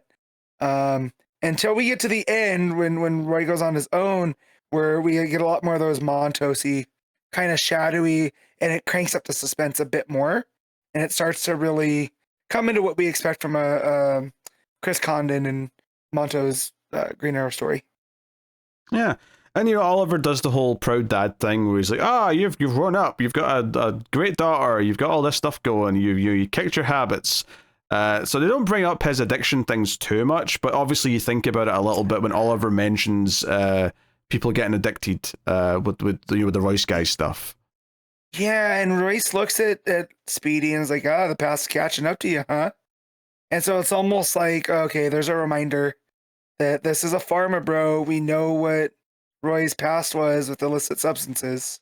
Yeah, because the last bit of the issue is Roy says goodbye and he's walking home and he's civvies, and some like homeless guy maybe, or maybe just a guy who's like really like struggling is like, please sir, can you help? And the way he reaches up at him actually gives Roy a flashback of like one of his like this is a famous panel, right, of him reaching up. Yep. Yeah, I thought I'd recognize that. If it's not one for one, it's very inspired by that. Yeah. When he was addicted, and like I love Montos's like art here on Roy's face as he looks down. It does this sort of like disgust, not disgust at the man, like I don't think he's judging the man, but more just disgust because it's making him think of himself, and like there's like a slight sneer to him. It's not a lot. It's very subtle, and again, it's Montos being so good at his job. But this is where, because the opening of this was a lot more bombastic. They just kind of come crashing through a skylight. One of the things that I liked about a lot of the stuff in the first arc of this run was the way it would build up in the pacing and build this sense of atmosphere. And I think that's what this last part does here, is that this guy runs into Wally and he's just kind of frantic and says, watch out. And runs away as if something bad's happening, like just down the alleyway. So the red hair throw me off. Roy runs down and sees this guy who's been hit with an arrow, a pink arrow, seemingly. And he's like, hey, you all right? And the guy's sort of passing out. And that's when our villain of this arc shows up. Now, is it Mr. Royce in an outfit? We'll find out. I don't know. That's the obvious guess right now, to be honest. Yeah. But, villain talks behind Roy. Roy gets up and he's like, you did this. And we get this guy who is the Crimson Arrow is the name of this villain. And there's Crimson Archer. Sorry, Crimson Archer, sorry, not Arrow. Sorry, yes. My mind went there because obviously I know. Naming conventions. But he's got like a lot of red mist coming off of the arrow that he's holding. And he basically fires it at Roy, and Roy goes down, and he's like, oh, what did I just pump into you? I call it Crimson Sand. And it's like the last page is this spiral of Roy lying there in this sort of spiral of like smoke. And it's almost like he is, maybe not ODing, but certainly he is. I mean, he does say "Welcome to your overdose," so maybe he is. Overdose, maybe he is literally ODing. But it does feel especially cruel, right? That this villain has targeted Roy and forcibly made him take something, right? Injected him with a substance that is going to make him OD. It's like, it'd be cruel to anyone, obviously, but for someone who specifically had a problem and got over it, and like the way this will probably make everyone look at him afterwards of like, not that he did this on purpose, but this idea of like, oh, we have to be careful with you now because maybe you'll have a taste for something again or whatever. It plays on the trust that you have to have in addicts, right? When they're trying to get better, right? You have to believe them at their word. And here, like the fact that they set up that Ollie's been proud of how far has Roy's come, right? He's become Arsenal. He was Red Arrow. He's back to Arsenal. He has Lian, who's now a hero in her own right as Cheshire Cat, right? And for the fact now that he only got spiked by this Crimson Archer because he was trying to help somebody, right? So like when he looks down at that guy that's asking for help, who looks almost like grotesque, almost like a zombie, right? The guy there's a guy running from, I'm guessing the Crimson Archer, barrels through Roy, and then Roy finds the other guy on the ground. So apparently this guy's just going around and spiking people with these arrows, right? So I'm wondering if he's trying to create like an epidemic, right? Get them hooked on this stuff, and then, you know, go out and about. And now Roy's been caught in it, you know, by the sake of him trying to make things better.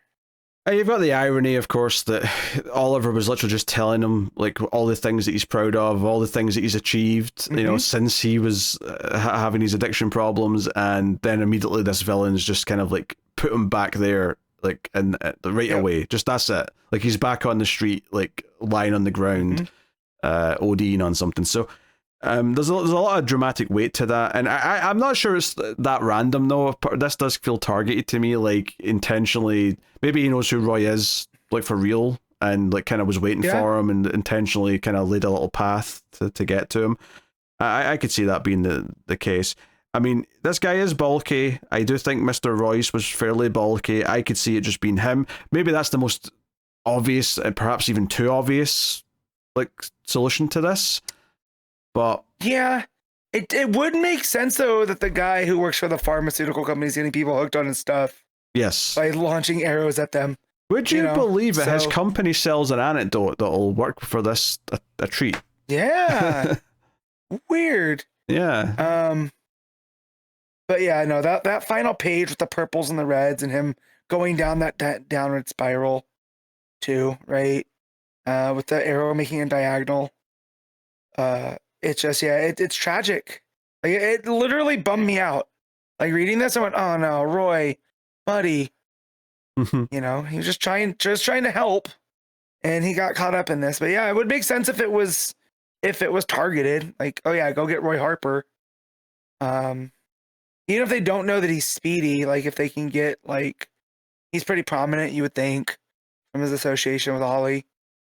But yeah, really good issue. Then again, I feel like Condon has really taken the social issues, you know, back to Green Arrow, which I feel like he's kind of the perfect hero for this type of stuff because he's just street level enough, but we also get a different perspective because he has money. So, you know, him knowing the pharmaceutical guy outside of just being Green Arrow, I think that, you know, that always works out when you have an Oliver Queen story.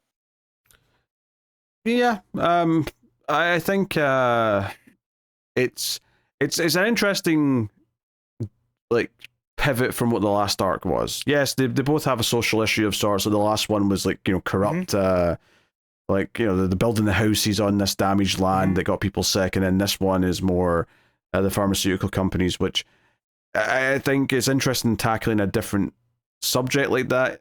Although this one I think has a more traditional like villain in the sense that it's like an evil Green Arrow is the villain this time, which I'm not even critiquing per se, but just pointing out that this is a bit more comic booky inherently than the last arc was to begin with.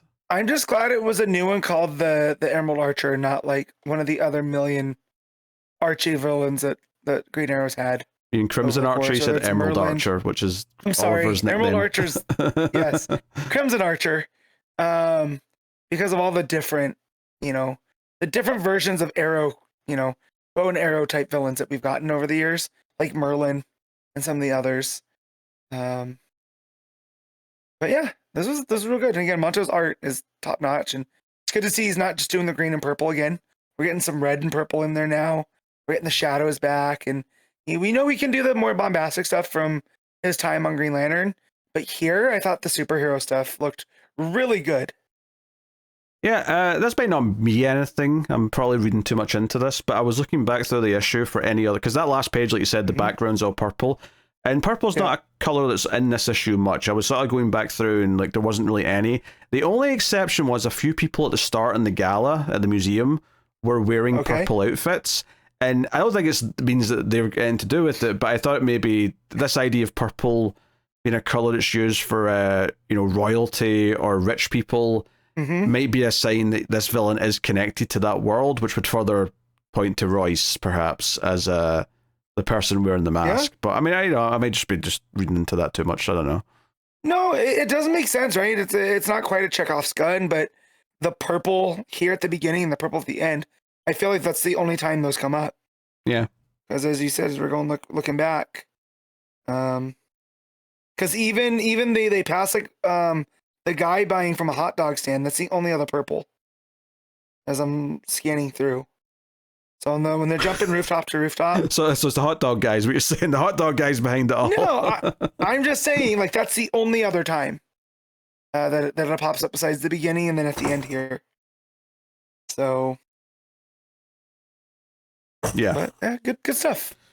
All right. What are you giving? What are you giving Green Arrow? I'm giving this one a straight 8. I agree with that. 8 out of 10. It's great stuff. So cool.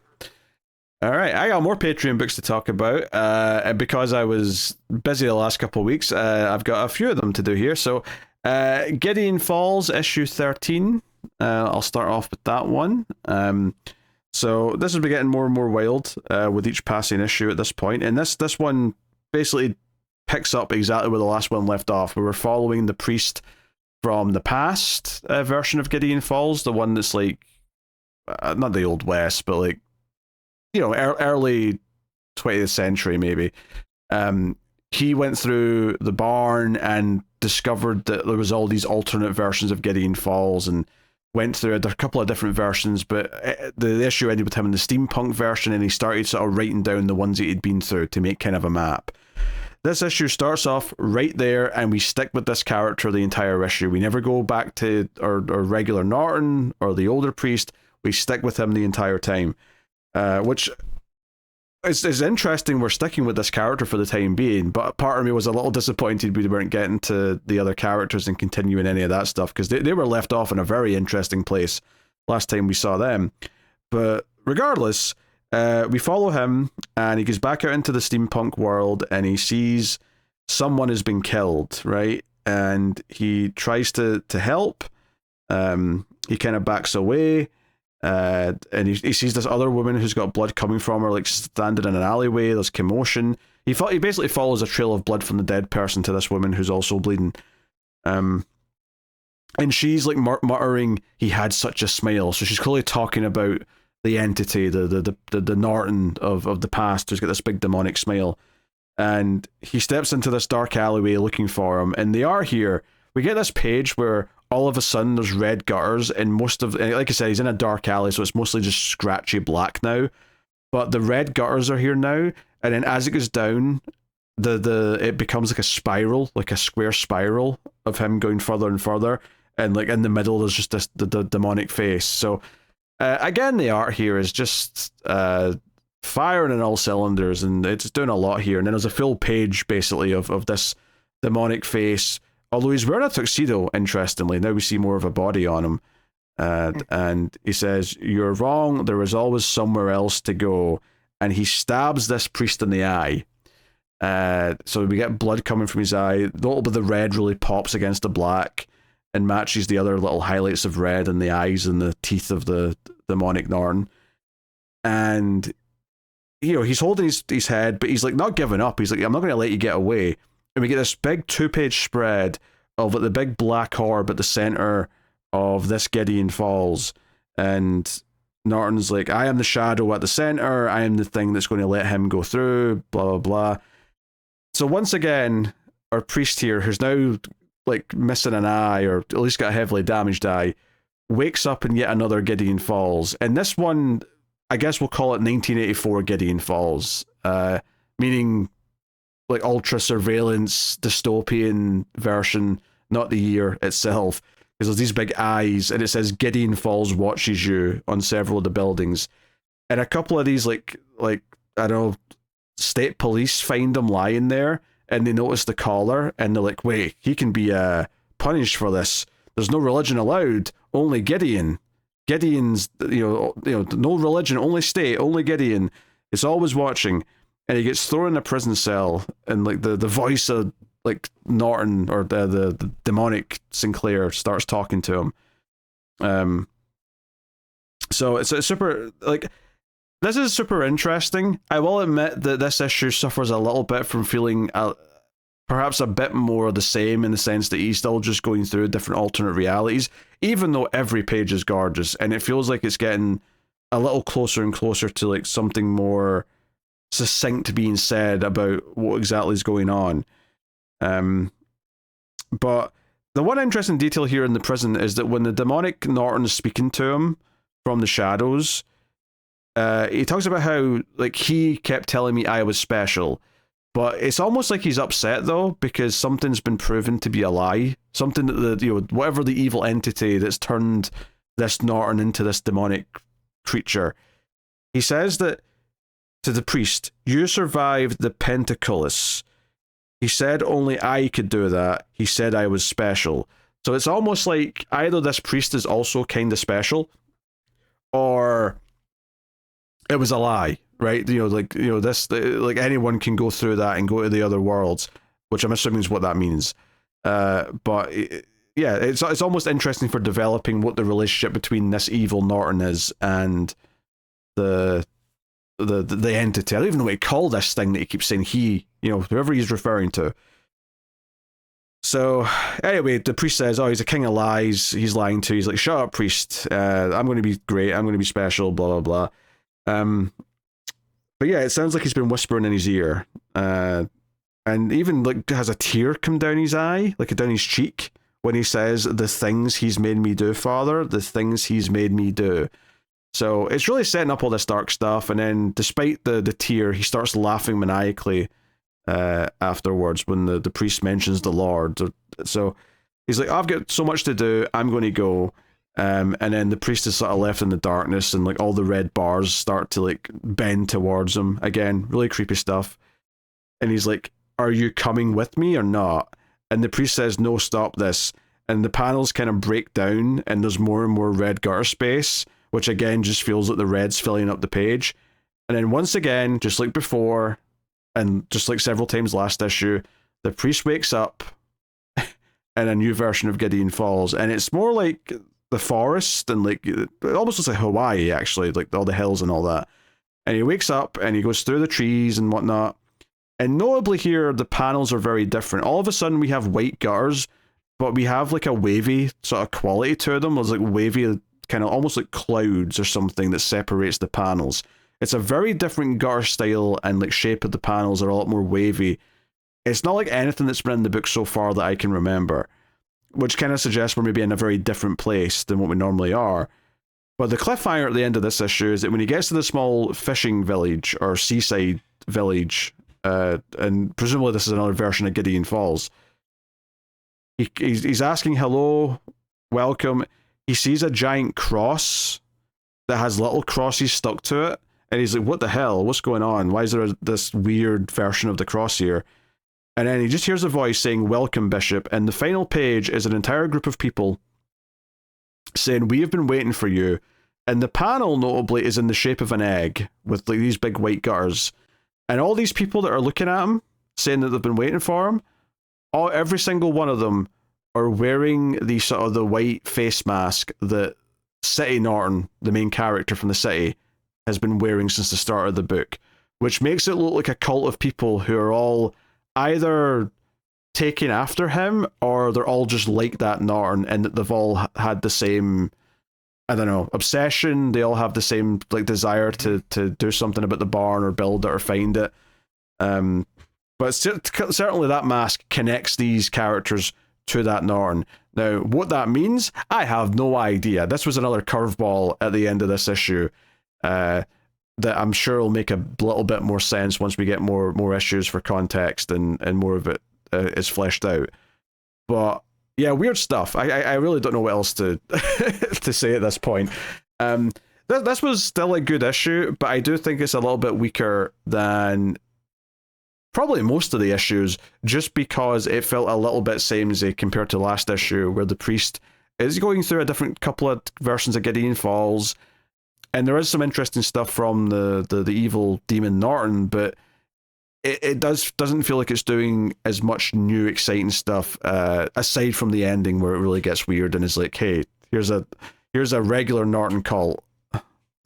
Because again, I don't think regular Norton's really Norton, but that's the name that he was using, so I'm going to still call him that. I still suspect that's the sheriff's brother grown up, but yeah, where's this going to go? And why has this wavy lines turned into an egg-shaped panel in the last page? I do not know. It definitely suggests that something here is going to hatch, in a broad sense, but what does that even mean? I have no idea. But the art's still gorgeous throughout. It's really worth paying attention to the details in the art and how the panels are laid out, because it does feel like it has a lot of a language built into it. Having said that, though, like I said, it's probably a little bit repetitious to last issue, and because we never cut back to the other main characters that we usually follow, it feels like we maybe have spent a bit too much time away from them now, 2 issues in a row. So I'm going to say this one's actually... I'm going to give this one a 7, which, based on my ratings for this book, is actually quite low, but that should tell you that the quality is quite high, that I'm still saying 7 here for this one. So, that's that, and that is Gideon Falls 13. Next, we have Patreon book of Adventures of the Outsiders, issue 33. So this is a renamed book, right? So it was Batman and the Outsiders up till now, and now this is the first one called Adventures of the Outsiders. And it's interesting having them without Batman here. They get their asses kicked in this issue and they all get captured, and I'm like, oh well, I guess that's Batman's absence paying dividends. Oh wow, they really feeling his loss. Yeah. So they're flying to Markovia because Markovia is getting invaded, and obviously Geoforce is upset about this. This is his country. Why should they be invaded? So he's adamant they're going to get there. A couple of jets show up, and basically they're saying the Soviets are invading Markovia. Which, I'm just going to tease this right now. This issue has an insane cliffhanger, so pay attention for that. But they get shot down, but Metamorpho's able to form a ball around them, and Geoforce uses his powers to sort of land them gently. So they're fine. They get out of it. But they see a bunch of dead soldiers around, and they're like, what do? We have to, deal with this somehow. Halo has some weird moments here, because this is the place where she became Halo, where she took over the body of the girl Violet. So she's having some weird feelings here, and she kind of has a little fainting spell at one point. But regardless of anything else, another jet flies over. Geoforce throws a Metamorpho ball as in Metamorpho becomes a ball, and Geoforce throws it at the jet, and that makes it, the pilot ejects, and they have the pilot, and we'll say they interrogate him. I mean, Geoforce looks like he's ready to kill him, and the others have to kind of step in and calm down, Brian. It's fine. Meanwhile, Katana's checking on Halo, and that's all fine. So we also see that back in the US, Jace is trying to talk to the Secretary of Defense about helping Markovia, and she's basically told, the president doesn't want to start a war, and if we send troops to Markovia, it'll be seen as an act of war, so we're just going to stay out of it. So she's not thrilled with that. But we do also return to Emily, or Leah as she wants to be called, Looker, who's at the gym. And this is basically just a scene to reintroduce her, but it's a pretty funny scene, to be fair, because you've got these two guys who show up at the gym where she's working out, and you've got this one sort of muscly, kind of arrogant guy who to his friend is like, hey, this is where the babes are at, this is how we go and chat babes up. I'm gonna go chat to this babe right now. And he's like, hey, I don't know how to use this machine, can you show me? And she's like, yeah, sure. And he's thanking her. But when she sees her husband come in, she just ditches the guy, and the weights kind of fall on his feet, and he's hurt. So she goes off with her husband, Greg, and the guy's friend comes over to help him hobble away, and he's like, oh, let's just go out the pool, we'll see if there's babes there. So it's just a funny little sequence, kind of establishing that she's getting all this attention, but she's kind of not she's aware she's getting it, but she's not really letting it get to her or having her like act in any, like she's kind of like just leaving them behind and not like giving them attention, and it's almost leaving some chaos in her wake.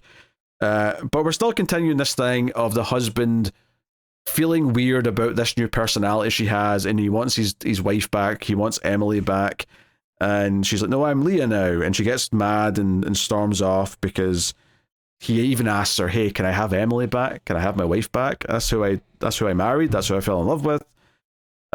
So that's set up for later though, and we go back to Markovia, and the what's his title? The leader. He's not the president. He's the. That's it. He's king. He's King Gregor. That's what I was just looking for. His title. He gets a note saying that Geoforce's plane's been shot down and that there's seemingly no survivors. So he gets all sad and dour. Whereas the enemy. So this is the thing. The Soviets are the ones invading, and they are backing the invasion. But it's actually the Baron who's like doing all this, and he's convinced the Soviets to help. And one of the plot points is that the Soviets have sent a liaison to keep an eye on him, who they call the Bad Samaritan. I don't know if this is a character that's like popped up before or pops up again, but it's a cool name, Bad Samaritan. So he's like, oh, this Baron's he's got this secret tent that I'm not allowed to go into. I'm going to try and sneak in there later. This is in the Soviets' best interest. I didn't know what we're helping this maniac with. So that sets up the cliffhanger for later. The main bulk of the rest of the issue, though, is that the team want to invade this camp where the Baron's running the show and the invasion. So Metamorpho goes in as like Wind to try and just sort of do some recon, but someone senses it. There's a disturbance in the wind and they zap him. And the reveal is that the Masters of Disaster are here and are working for the Baron. So New Wave, whoever, or Windfall detected him. And the interesting thing is here, they pick up a thread that Windfall and Halo had kind of like a moment back ages ago when they fought before, where Halo and like Windfall couldn't kill Halo, and they kind of like, I wouldn't say became friends, but there was kind of like a mutual respect. And the second they realize the Outsiders are here, Windfall's like, oh no, I hope Halo's not here too. So that kind of sets up there's going to be some conflicted interest. So we get a lot of fighting between the two teams from this point on, and some of it's kind of fun. There's some fun ideas that come out of this. But, and I'm always happy to see Cold Snap, as you know. Of course. Like, for example, Katana at one point, when she's fighting New Wave, who's the woman who can turn into water, she's like, I've realized that you can't reform if you're not completely like back together. You have to have all of your water like merged again. So she basically takes off her glove and traps like a bit of her water in it and says, okay, now you have to stay as water because you can't reform because I've trapped some of your water in my glove.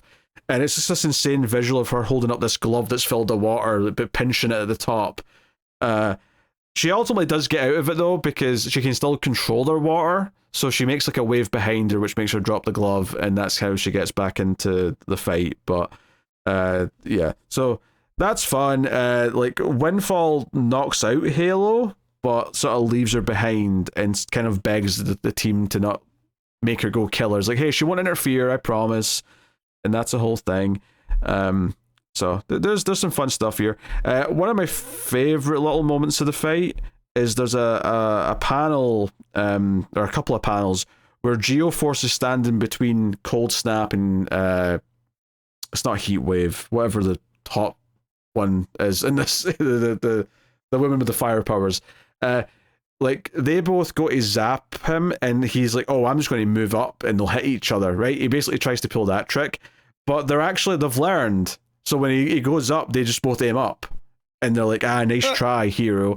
And it's actually a really funny moment. I actually burst out laughing at Geoforce thinking he was pulling a fast one, and they just easily put him down.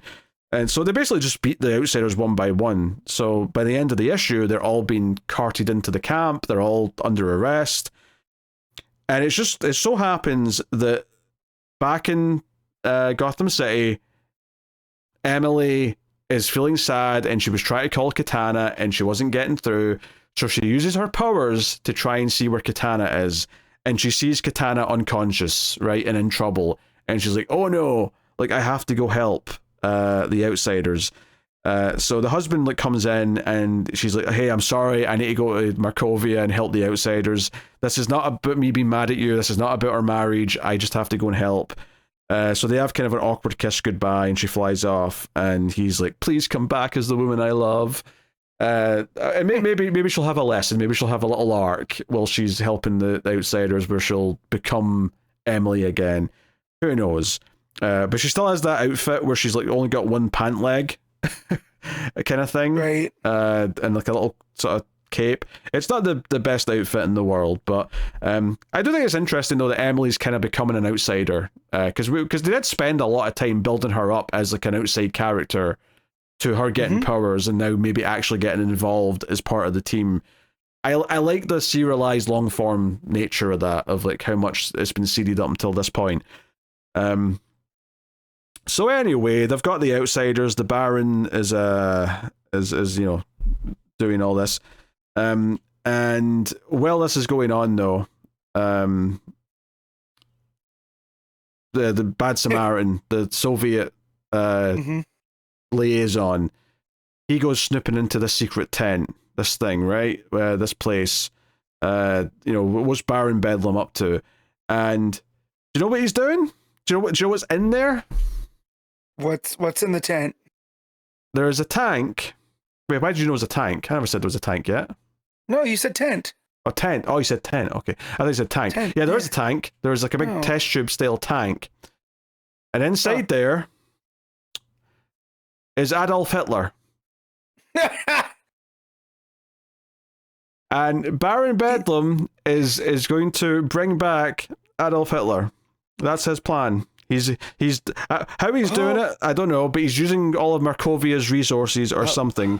He said, yes, I am the architect of the greatest deed of this age, the return of Adolf Hitler.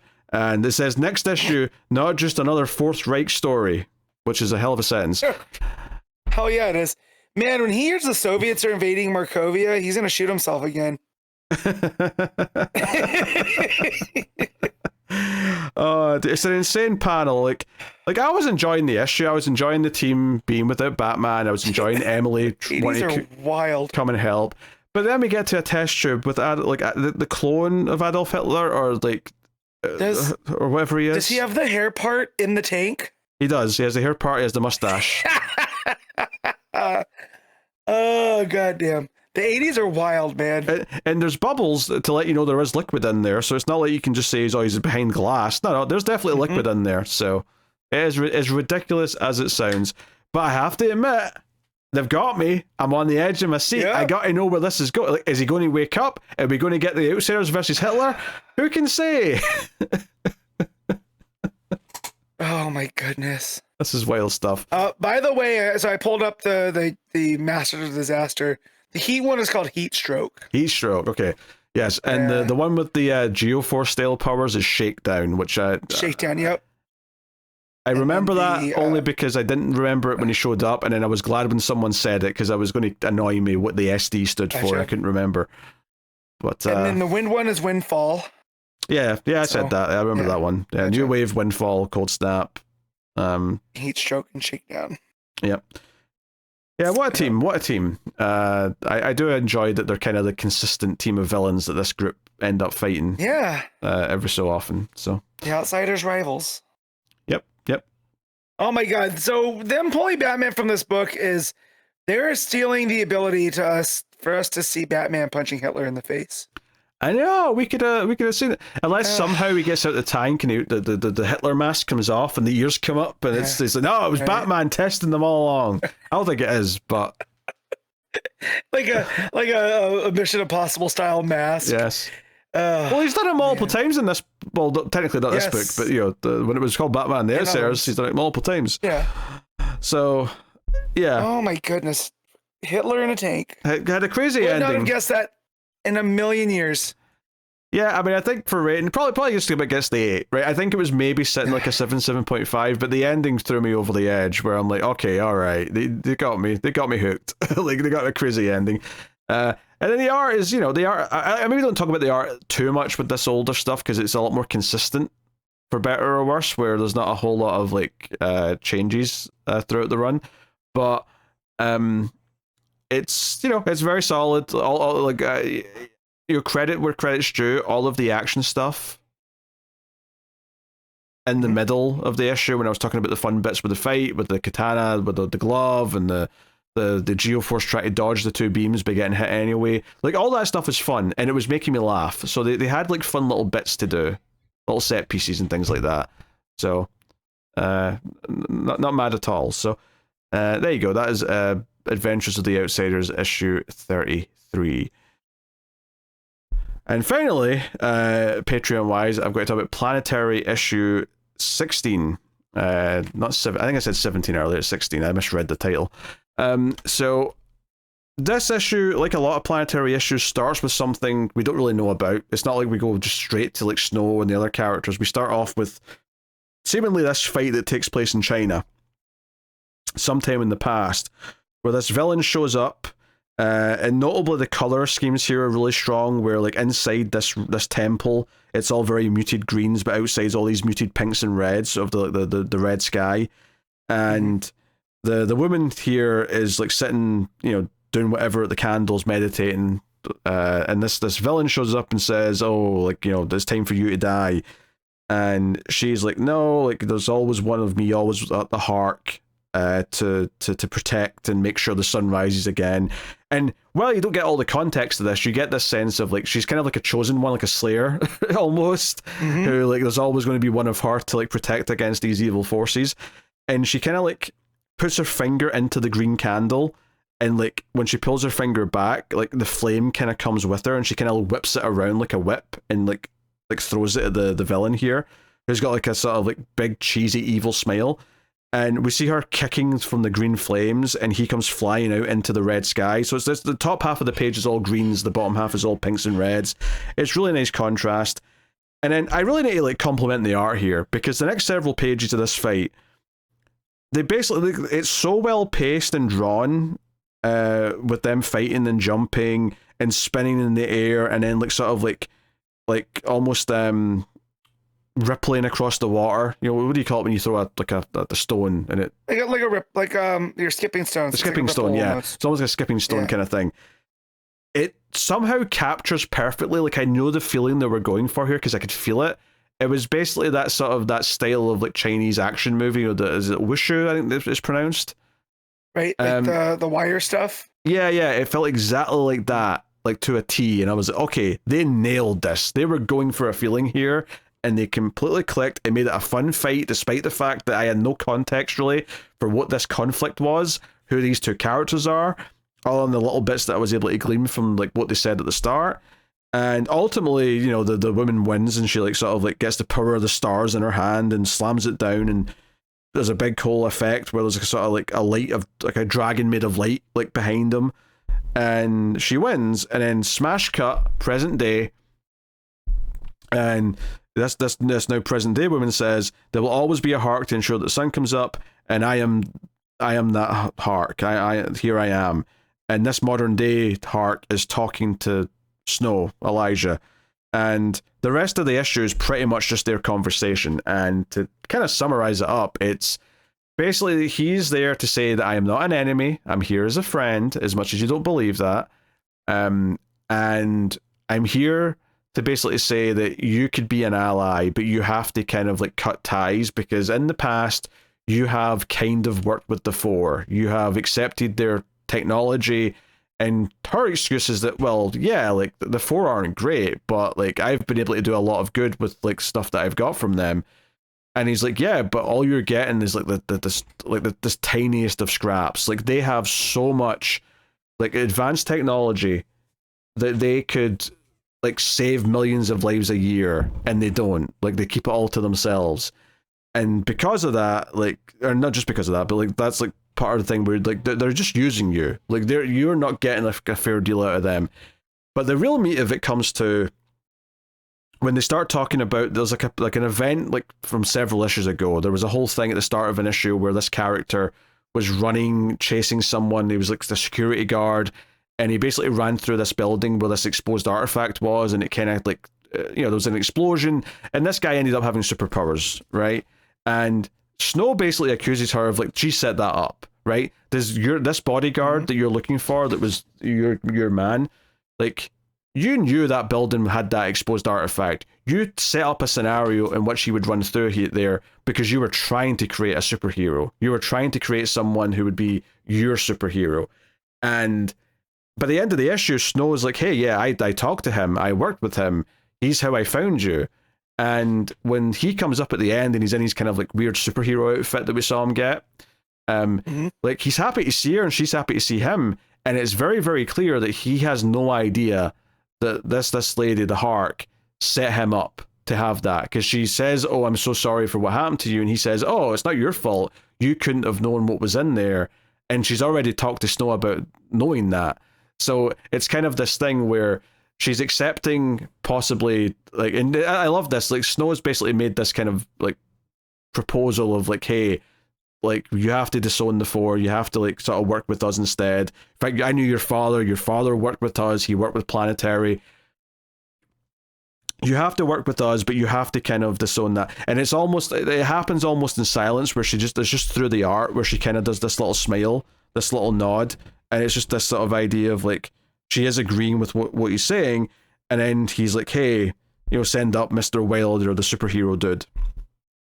And it's almost like, hey, part of like the deal we're making here is I'll never tell him that you did this to him, that this was your doing, that you engineered that whole thing. And like, him sort of watching them hug is kind of the end of the issue. And it's this kind of downer thing of like, like, it feels like a little bit like they're also being manipulative by like doing this to her, but like, it's benefiting everyone and maybe they've got a chance. And there's some good stuff in there where he's like, oh, I know that I'm here to take down the Four, and I am going to take down the Four. But this is him making his plays to put the pieces in motion to actually get to that point. So, yeah, really solid. I think obviously they knew that because a lot of this issue was going to be just a conversation, that they had to have some cool like action in the opening. So it feels very kind of like strategic in that sense. Part of me almost thinks for pacing, could you have split it up so that it was like, going backwards and forwards a little bit? But I don't think it would have worked, because ultimately the conversation they're having in present day doesn't really have that much to do with what happens in the past, outside of just setting up this idea of her being this long line of people who are there to like protect the world effectively. So, so it's obviously it's a little bit one-sided in that sense, but the art and the action's so good in that first half, and then the ideas in the second half are cool for ongoing the story, that it's hard to be too mad at it. I will say that 50-50 probably stops you from getting like an amazing score, but I'm still going to give it like a solid 8 out of 10, because the action and the art in that first half is so good. And then I still like what it's setting up with the story in the second half. But yeah, 8 out of 10 for Planetary issue 16. So, cool. All right, well, that'll take us out of the picks of the week, where we pick our favorite stuff of the week, favorite panel/moment, favorite art, cover, all that kind of stuff, top 5 books. And we'll get that done right now. So starting off with panel/moment, Matt, what do you have? All right, so Martian Manhunter, Absolute Martian Manhunter had some really big ones. Like, him meeting back up with the Martian for the first time. That was pretty cool. I liked the splash page from Detective Comics with Cass watching the fight between Canary and Batman. That was real cool. But my moment's going to be from Absolute Wonder Woman, and it's going to be the whole page that makes up the Z, right, with the layouts of and the whole discussion that Diana's having with Zatanna about how how they're different, how they're the same, both have the magics, and be careful of Kale, all that type of stuff. So yeah, that's mine. Yeah, that's pretty good. I think I do like the last page of Absolute Martian Manhunter. I think that's a really good kind of moment. I'm actually I'm not sure. Do you know what? I actually think I'm going to go with the final scene of Peril of the Brutal Dark. Like, see the moment where he looks around and sees the Okay. automaton legs? That was so exciting and such like oh, we're actually doing automaton stuff. Like, it's not just like backstory. We're doing that kind of thing. It was so exciting, and the art was so good there that I think I need to go with that. So yeah, I'm going to go with that. Good stuff. Nice. For cover of the week, obviously the Brutal Dark main cover is phenomenal. So Always. shout out to that. I also really like a couple of the like the variant, the Aja variant for Green Lantern 600 or 33 is really good, which is the white background, and Hal flying up's really good. The Brian Bolland variant for Flash, also good stuff. I like the Ribbit cover for Detective, which is basically Batman doing his RoboCop impression with the one leg out of the car. He looks a bit rigid, but I think that's intentional because they're doing RoboCop. So, right, fair play on that front. So, yeah, cool. But my cover of the week actually is going to be the James Harrant variant for Absolute Martian Manhunter. Like, he's kind of got a weird proportion intentionally so, but I love the shading and like the thick kind of like charcoal black inks with the colors of the Martian just kind of like hanging out on a rooftop. But he's almost got like it's almost like they're trying to evoke the classic Alien look where the big head with the small body, but it just happens to be the one eye like Martian. So I'm digging that.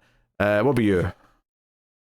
All right, so I like the main Flash cover because it looks like it's trying to become like a stream image with Wally and I think Linda, right? And he's going to, and there's all the hearts and symbols and stuff, like a live stream. I think that's pretty clever for what goes on in that. And then Detective had a variant by, I'm not even going to try this name. There's umlauts on 2 different parts, but it's the cover that has Canary, Batman, and Arrow, with the moon behind them. And it looks like, some lighting behind them with some bats. I think it looks really good. But my pick for the week is an Absolute Wonder Woman variant by Yasmin Putri, and it's got Diana in red and black, and there's all these like skeletons pulling at her like costume, and she's holding her helm in her other hand, and it looks like they're putting a crown on her. It's very black metal, like it looks really cool. So yeah, that's my pick. Yeah, I like the design of that cover. I'm just not like I don't love the face, I guess, is why I didn't like that one as much. Okay. But I do like all the skeletons though, and the colors are great. Sure. All right, what is your art of the week? I mean, I thought about this, and I love Hayden Sherman, right? Like Absolute Wonder Woman's been one of my favorite books. However, the art in Absolute Martian Manhunter this week, that story was being pushed forward by Rodríguez. So that's my pick. No, it's tough because it's between Sherman, Rodríguez. I did like Guidry a lot in Flash, but I don't think he's quite going to hit these other names. But I do think the other one to consider is Jacob Phillips for Ezra Cain, because I really like the art, especially in the back half of that book. It really sung. Oh, this is tough. I am going to go with Phillips. I'll go with Ezra Cain just to be a little different. But gotcha. Yeah, no, there's again some good art this week for sure, and worth mentioning. All right, top 5 books, Matt. All right, 1 is going to be Absolute Wonder Woman. 2 is Brutal Dark. 3 is Absolute Martian Manhunter. 4 is Flash, and 5 is. I'm trying to remember if I gave Detective Comics or Superman higher. Or we'll go Tech. That's my number 5. You did rate that higher for the record, so. Okay, there we go. Right choice was made. Okay, so what am I having here then? I will. Number 1, Absolute Wonder Woman. Number 2, Ezra Cain. Number 3, Flash. Number 4, Absolute Martian Manhunter. Number 5, Green Lantern. Yeah. I think I'm feeling okay with that. Pretty solid week. The only thing I was a little down on, I guess, was Superman, so not too bad. Prime time. Yeah, prime time indeed. I'll tell you what's coming next week from DC Comics at this point. So coming next week, we have Batman issue 8, Absolute Superman issue 18, Batman Superman World's Finest 50, Batgirl issue 18, Poison Ivy 43, GSA issue 18, Bizarro Year None issue 1, Batman Static Beyond issue 5, Adventures of Superman the Book of L issue 7. You also have the Mad About DC issue 1 magazine, and then a bunch of facsimiles, reprints, et al. So yeah, that's that. And normally this is where I'd be saying, and that's the show. Thanks for joining us. But we got one more segment this week because it's episode 500 now. Over the last month, you could have submitted your top 50, or at the very least top 20 DC characters, and they got points based on where you placed them. And now I am going to give you the results of this vote. I'm going to give you the top 50 characters as voted for by you guys. I will tell you right now that 214 characters had points. Wow. It's a lot of characters. That's a deep bench. Yep. For DC. And even towards the end, even the last couple of lists would have characters that I went to put in and was surprised they weren't there yet. Where, you know, I'd like Control F, like, where's this character right now in the rankings? Oh, they're not even there. Somehow we got to this final list before someone said them. So I'm sure there's still some missing that, you know, maybe one of us would have on our list. I almost asked for a character, but in case they're there, I'm not going to. But it's a very, not a deep poll. If you know me, it's not that deep of a poll. Hey, I'll wait to eagerly hear their name. When I'm done reading the 50, if you want to ask about anyone specific, I can just Control F and tell you where they are on the list. So yeah, without further ado, we'll get into it, and we'll see. You know, I've got a couple of stats at the end written down of like how many are villains, how many are female, how many from some of the families and that kind of thing. But all right, let's get going. Number 50 was Black Manta. Oh, yeah, it's interesting. Right. It's interesting. Yeah. We're going to talk about too much about each of the characters, especially since when we get to the special, we're going to be talking about our entries a lot. So. Yeah, but I'm sure the top 5 will have some thoughts. Oh, sure. But yeah, Black Manta's up first, number 50. 49 was Harley Quinn, which I think is interesting because it shows our audience how did I put this? Like, I feel like there's definitely an audience where Harley Quinn's like the most favorite character and one of the big characters for DC in terms of how much she sells stuff. But I don't think the audience that reads a lot of books is necessarily overlapping as much with the audience who just loves Harley Quinn. feels like our audience aren't the ones buying the variants. Yes. Now I like Harley Quinn as a character, but I don't like meta Deadpool Harley Quinn. I like, you know, when she's more serious, or we're doing Harleen, for example, is maybe, you know, a good example. Number 48 is Bane. Oh, nice. Very good. 48. You thought darkness was your ally. Respect one of us on the record, brother. So that's cool. It is interesting once we have the full context of what villains made it, which ones didn't make it. So we'll leave it there for now. Hey, I'm really high on Bane. I like Bane as a character, so far so good. I like Bane quite a bit. Speaking of Batman villains, number 47 is Ra's al Ghul. Oof, guys, not high enough. You say that, but this is heroes and villains. There's like heroes and villains 50. That's true. Yeah, like there's like I said, over 200 characters had points. Number 46, also a villain. We have Brainiac. Ooh. Yeah. And then number 45, we have Shiera Hall. Hawk woman or Hawk girl, depending. Most people specified. Shiera is usually Hawk woman. Yeah, so I would give that one. Most people specified specifically Shiera or Kendra.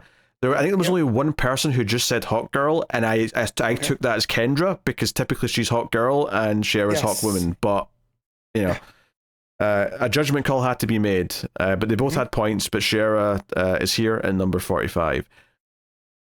44, Aquaman. Oh, so it made the 50, but not super high. Lowest Justice Leaguer, I'll reckon. That's true. Yeah, lowest. Lowest that made the 50. I mean, some of them might not have made the 50. Number 43 is Dr. Fate, Kent Nelson. Okay. Right.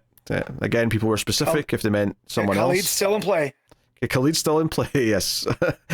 Number 42 is Captain Marvel, aka Shazam. Shazam.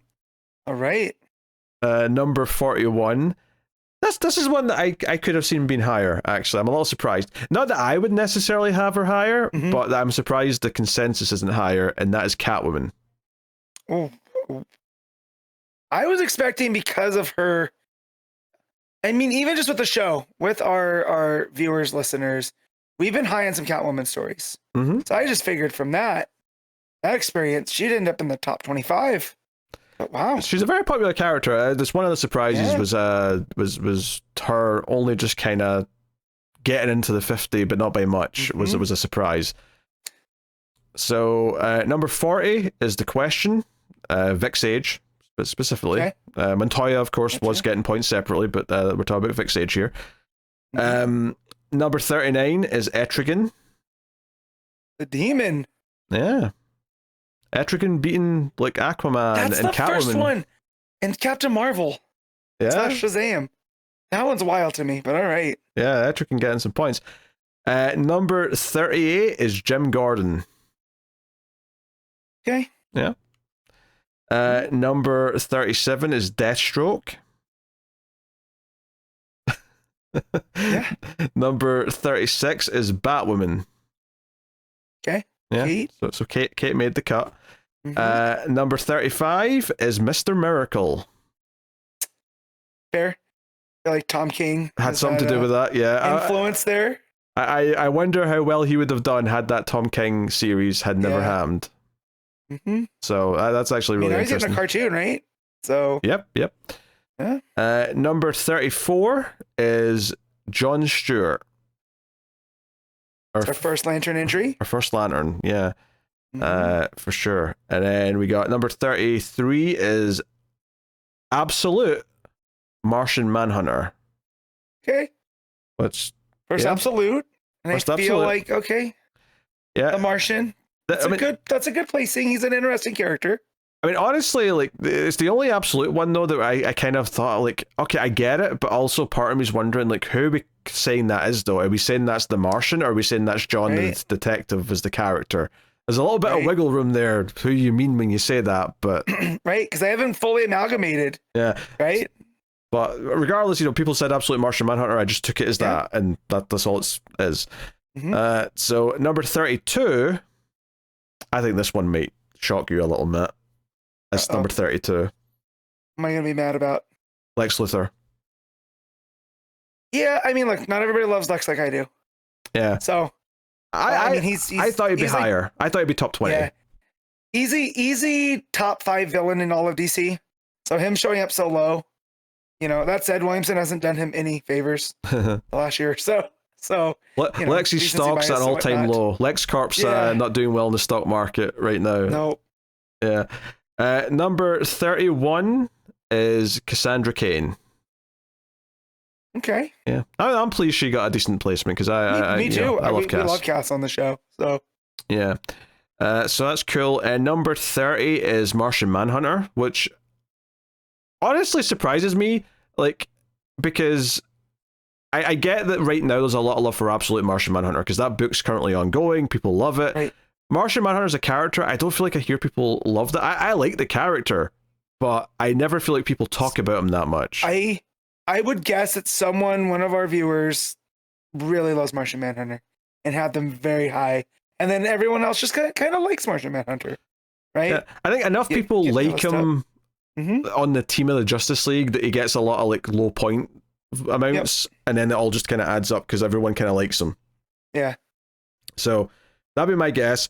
But there are some people though. It's not like some people voted Martian Manhunter and some people voted Absolute. Like there was definitely a few people who had them both, and it was like, hey, Martian Manhunter's here, Absolute's here, so on and so on. So, but cool, all the same, cool. Number 29, Deadman. Okay, I would argue that's too high for Deadman. I think it's interesting seeing some of the quirkier picks that kind of like surprisingly made it higher up the list. Honestly, I'm not adverse to Deadman being in the top 50. Him being as high as he is, that's what's weird. Over Catwoman? Over Lex? Right? Like, that's weird to me, but all right. Y'all love Boston Brand. That's what makes it fun. It is somewhat similar. I'd say a little surprising to make it over some of those names. Number 28 is the Spectre. All right. Yeah. And they didn't specify Jim Corrigan or we're guessing that no, yeah. Maybe one dead, but I just counted that as a Spectre because everyone else had just said the Spectre. Right. But yeah. I mean, just in my time of reading comics, we've had 3. Yeah. Right. So. I mean, maybe they just mean Spectre, the spirit of vengeance, as opposed to the people he attaches himself to. But that's number 28. Number 27. I think you'll be happy with this one. Big Barda. There we go. Yeah, lady. Between Tom King's book and then Birds of Prey, her stock has, risen somewhat over our years doing this show. Even in Ram V's New Gods, she had a pretty strong showing early. Sure. Yeah. I don't think New Gods specifically propped up any one of those characters, though. It was very much an ensemble, whereas I feel like those other books I mentioned like specifically really made her like a star. Oh, I'm more surprised she's over Cassandra, right? Over Small Bat. I mean, they're very close, though. I mean, like the point difference between those two is very, very low. Only a few points between them, so that's pretty neat. Number 26 is Supergirl. Oh, all right, just outside of the top 25. Yep, just didn't make the cut quite for the top 25, but I'm happy though, because there was definitely, as I was putting them in as they were coming in, there was like early trends that did go away over time as more came in, but one of the trends was that someone like Supergirl was actually really low down for a long time, and then like later lists really propped her up, so it just kind of depended the order of who was submitting when, but for a while I thought, she might not even make the 50, so I was actually very pleased that she ended up getting right there in the middle, so that's cool. Number 25 is Kyle Rayner. Second Lantern. We're in the right order so far. Second Lantern, and Glory's Crab Mask has made it to the top 25. I am pleased. By hook or by crook. All right, here they're pandering to you at this point. Number 24 is Booster Gold. Hey. Greatest hero you've never heard of. Well, not to our audience. Our audience have heard of him apparently because they like him enough to get him to 24. Number 23, Absolute Batman. Really? People like Absolute Bats. I was expecting him to crack like the top 15. Bruce.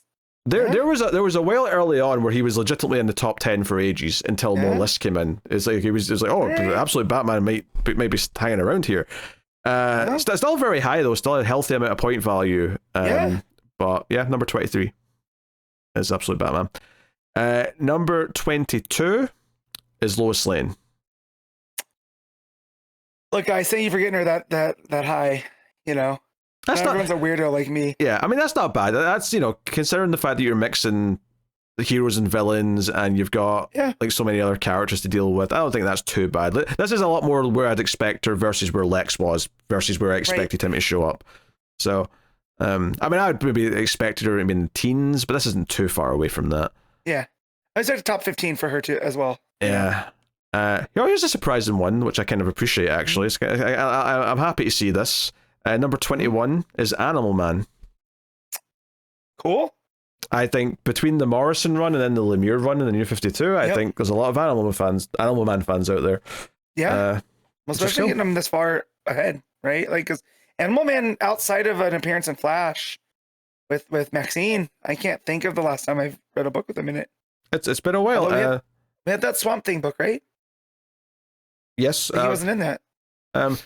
Yeah, but I mean, at least on the show though, I did get to read all of the Morrison one, which is cool. That was one of the Patreon picks for a long time, and I'm glad I got to read that. It was fun going through it. So, always happy when the patrons have me reading like a classic run that sort of greater like informs the history of a character, and especially on a character like that, which is like not as like well known or as mainstream. Although I had read the New 52 run, so I was familiar with the character at the time, but. Number 20, so top 20 now. Number 20 is Matt's dying. Number 20 is Sinestro. Wow. Yeah. Tall himself. Yeah, the people love Sinestro. I Mm-hmm. can't fault it. Number 19 is Poison Ivy. Hey, y'all did well. So she beat both Catwoman and Harley by a considerable which distance. is weird to me because I feel like most people would do that in reverse. You know? I think if you ask the general public to rank those three characters, it would be the reverse. They'd put Harley at number one, they'd put Catwoman in the middle, and then they'd put her at the bottom. But hey, so number 18, Alfred Pennyworth. Okay. Yep, Alfred gets a lot of love. Not surprised. As necessary. Probably one of the best dads in the DCU, right? So, yeah. Cannot fault. Number 17 is... this one's a little surprisingly high, actually. Hawkman. Wow. Which I'm sure you don't mind, but like it's surprising, I think. I don't, because I feel like I'm out on an island when it comes to Hawkman. You know? Apparently not. You're not the hipster anymore. You're the average filthy casual, Matt. All of you idiots like Hawkman now. I know. You've become the mainstream. I know, it tends to happen. Regression towards the mean. So that's number 17. Number 16 is Darkseid. So yeah. I mean, he's obviously a very big villain. He's very imposing and all the rest of it. There's a lot of good stories surrounding him. So, does that include his crack? Well, yeah. I mean, it will have to, right? You got to take all of it. I probably should have rephrased that as Darkseid is ... 16. But I also would have given it away, and you're trying to build suspense with the numbers. I know. Number 15 is Barbara Gordon. Okay. So far, 2 Batgirls, right? Yep, 2 Batgirls so far. So, that's not bad for Babs, actually. Much like Supergirl, early on wasn't looking too hot in placement, but got better as the lists were coming in further. Yeah. Number 14 is John Constantine. Y'all are on your own on there, because I feel like me and Pete do not. I've got a good feeling that neither of us are going to have him in our top 50s come that special, but we'll see. Who knows? Maybe he'll sneak on at number 50. I've actually already started making my list, and I'm pretty confident he doesn't stand a chance. But I need to start. I need to start mine for sure. Yeah. Well, I've made a list of heroes and I've made a list of villains, and I'm later on going to merge them, but I thought it'd be easier to do them separately first. So that's where I'm at. But I've got like 45 heroes, and I thought, I won't need any more than that, because once I've mixed the villains in, I'll be way over 50. So I don't need Constantine. He's not even there. It's fine. That's 14. Number 13, Barry Allen. Okay. Makes sense. Big Flash. Yeah. Makes a lot of sense. 13, that's a good showing. Number 12, Black Canary. Okay. Big fan of the fishnets. Apparently so. I'm genuinely I'm not surprised. I mean, she's not that far away from Babs, but I think it's interesting how Black Canary is one of the highest scoring women in the list, and trounced Catwoman. I think it's interesting that our audience vastly prefers Black Canary to Catwoman, as a whole. I think that's really interesting, because I feel like Black Canary is the character that if you asked a normie who doesn't read comic books, they probably wouldn't know who she is. They might know her from a TV show, they might know her from the Birds of Prey movie, but it would be like a vague recollection, So, very interesting to me. Number 11, and this is interestingly high, actually. I'm not mad at it. Number 11 is Damian Wayne. I get it. He's grown on you. He grows on you like a wart. Because immediately when Morrison introduced him, I was like, nah, get this kid out of here. I got Tim Drake as Robin. I got Dick as Nightwing. I don't need this kid. And now over time, and again, it's probably my favorite thing that Williamson's done at DC was that Robin series. It probably is. He didn't stick with it long enough to mess it up, so it never became a problem. All right, top 10 then. Here we go. Crack the knuckles. Right, big stuff happening here. Number 10 is the Joker. A lot more restraint, guys. I figured he'd be up higher. Yeah, I don't think you can be mad at that. I think that's obviously a very high placement, because he should have a high placement because he's the goddamn Joker, but it's not like, oh, he's overly dominating and, Yeah. So he's Batman's foil, so I expected him to be in the top 5, really. Yeah. Because everyone knows the Joker, right? Everyone has their Joker, So, yeah. Yep. Number 9 is Green Arrow, which I actually think I think it's a little higher than I was expecting. I didn't think Green Arrow was as beloved as top 10, but no, fair enough. Can't argue. Number 8 is Wally West. Okay. It's our Flash. I feel like it's going to be the highest Flash, so... Of course. Like, you think Bart's going to beat Wally and Barry? Or Jay. People could love Jay, right? Yeah, I mean, I will say that through the list coming in, Wally and Barry were swapping who was higher, like, several times, and I didn't know who was going to, like, turn out to make it. And that's so crazy, because I can't even say it for the majority of my life now, until Barry came back. Like, Wally was the Flash. Yeah. You know what I mean? So now I feel like he's been back now for as long as he was gone originally. I had to crunch the numbers, so maybe not quite, but it's close. But yeah. Yeah. But no, Wally's my Flash. Yeah, number 7 is Hal Jordan. Well, I know a guy didn't make the list. I will say I think Hal's a bit high. Not that I'm not surprised he's the highest ranking Lantern. Well, potentially. I've not revealed the rest yet, but but I will say, like I like Hal well enough, but he is kind of the basic, like, just white guy who was the lead from the 60s, right? So white meat baby face. It's hard for me. Like, I'm not judging anyone who says Hal's their favorite Green Lantern. I'm not, but I do think he's like the boring choice compared to like several of the others. Kyle Chandler's playing him on the Lantern show. There's a reason for that. Yes, and Kyle Chandler plays basic white guy very well. Yes, and he is definitely so dead by the end of that season. He is so dead. Maybe. He's so dead. I'm calling it. All right, that's number 7 is Hal Jordan. 7. All right, 6. Number 6, Wonder Woman. Okay. Right, Diana. Right. Number 6. I'm getting nervous.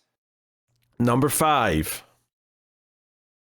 And I want to say number 5 here was at one point number 3 and was sort of swapping around. I want to make that clear because I think this is actually quite high for this character and I'm very pleased by it.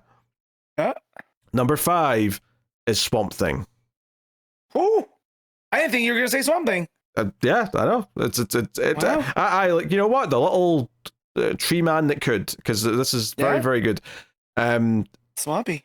People weren't really, I think a couple people specified Alec Holland. Most people just put Swamp Thing, so I just put Swamp Thing, and I think most people probably intended to mean Alec Holland because like, I mean, Levi's been in like two, 3 stories, right? And they're great, but Titans, like, but I'm going to assume Alec, but it's Alec, but it's Swamp Thing as a concept, maybe if you want to call it that. But regardless, that's number 5.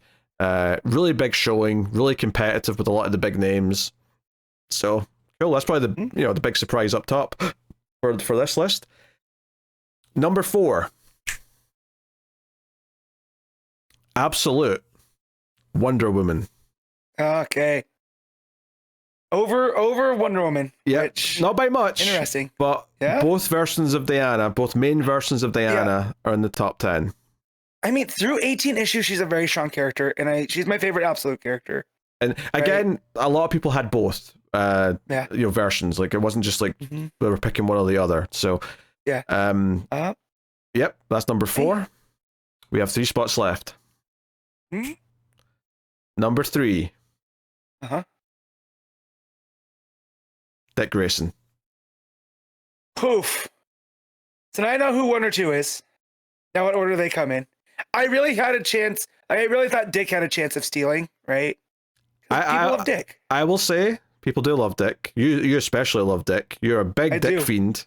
You love it. Yeah, that's correct. I mean him. Yeah.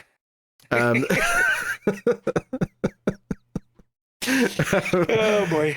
I will say, Dick at one point, was swapping around a little bit with number 2. It could have happened, but landed on number 3. Yes, everyone loves Dick. Great. Number 2.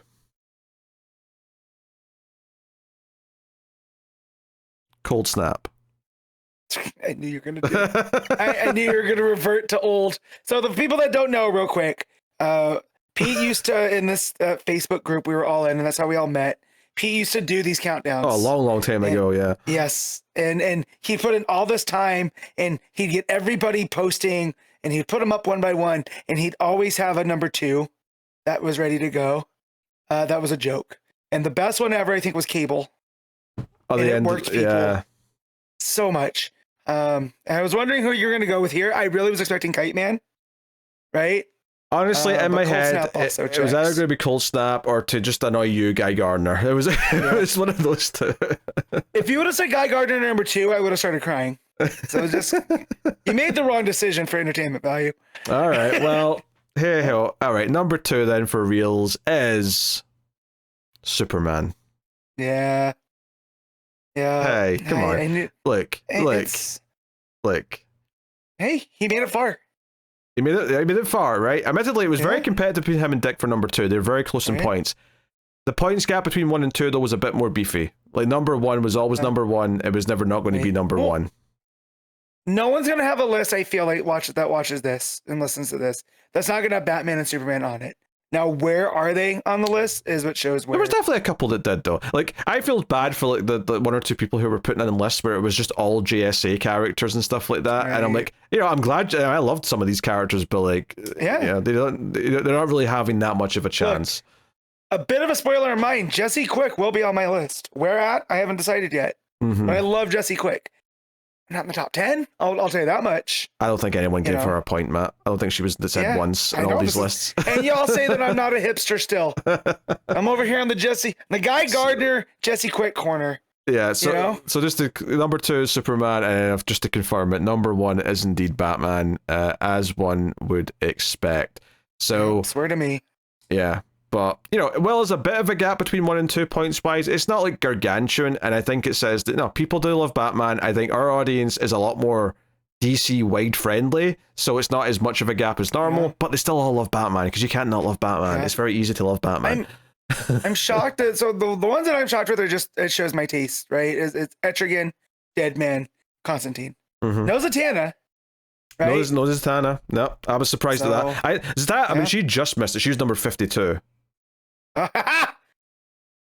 So, Guy Gardner was number 54, so also pretty close and didn't quite get in there. I really thought Guy had a moment just because of the Superman movie.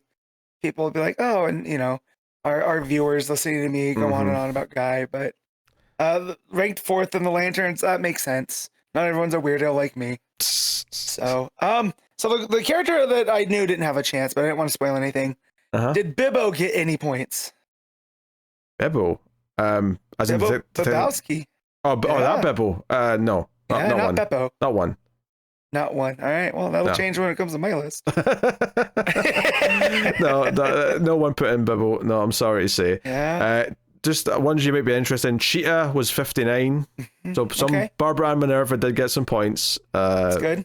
But that was that.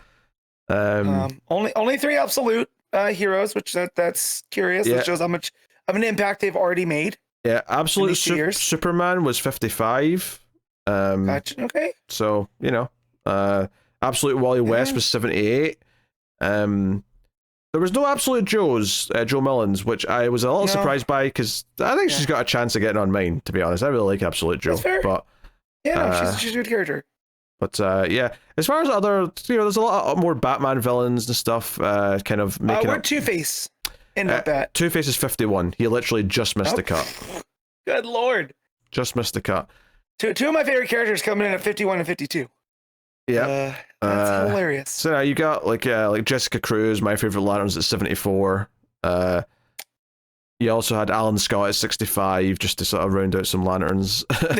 also his shoot age. That's funny. So I'm just looking. Jason Todd, if you're curious, was 76. Okay. So some people did give him points. Not many, but some people did. Yeah, I mean, I get it. He's had a bit of a redemption. I don't like. Where did Tim Drake show up? Tim Drake. That's a good question. I'm going to control F because I don't know. Yes. Also, Tim Drake is 143. Oh, wow. That's what happens when Connor didn't submit a list. So, he would have been high on Connor's. Not a lot of Titans represented, right? We had Dick, we had Wally. Yep. And not too many others. Starfire's number 80. I can tell you that. Okay. Cyborg is 93. There we go. Raven? Raven is 112. Okay. And that just leaves Beast Boy of the original, the OG lineup. Which Beast Boy is 134. Okay, get some points. So they're all there. Yeah, so I would say that our viewers, listeners do make a wide berth because I feel like there was even the Batman character, Batman, Joker, Gordon, Alfred. I can't give you stats for all the submittee characters because I'd had to have made a whole spreadsheet for that, but I can tell you some stats for the top 50 if you like. Yeah. So out of the 50, 9 were villains. Okay. So definitely more hero weighted. Almost fifth. Now, admittedly, it depends on what you count for some of them. So I didn't count Catwoman as a villain, but I did count Pointless Ivy as a villain. So depending on how you feel about that, you might go one up or down. But yeah, I don't think Selena's a villain anymore. She's definitely firmly anti-hero. What about Harley? Where would you put Harley at? Hero, right? Well, I don't remember. That's a good question. I don't remember what I counted for her. I would put Harley more as a hero at this point. Oh yeah. There's 13 female characters out of the 50. Which is okay. It's not amazing, but it's not terrible. Almost a quarter. Of the families, Bat Family, when I say Bat Family, I'm including the villains, right? So just Bat characters. 15 Bat characters, so a healthy amount. Not like overwhelming, but a healthy amount of them. Think about how much of those books are published right now. There's a lot of Bat books. So these are a lot of characters that people like. Or else they wouldn't be selling, right?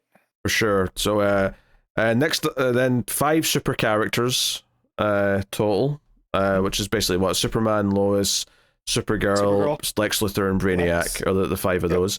4 Green Lantern characters, the 3 Lanterns, and then Sinestro. That's true. And that was a bit. So, not bad, not bad at all. Yeah. I am shocked Darkseid being that high, but he's been around for. Especially in the he was high early. There was a point where he was beating the Joker. Like he might have been the highest ranked villain if things had shaped out a bit differently. So super interesting. Ra's making it there after Two-Face just missed. I'm okay with that. Because those two battle back and forth between my favorite Bat villain. Yeah, a lot of Doom Patrol members were kind of in that sort of like 100 to 150 range, that kind of thing. But yeah, I mean, there's definitely some characters that I was surprised didn't get points till late on. Tim Drake didn't get points until really late, which was surprising because Tim does have a fan base.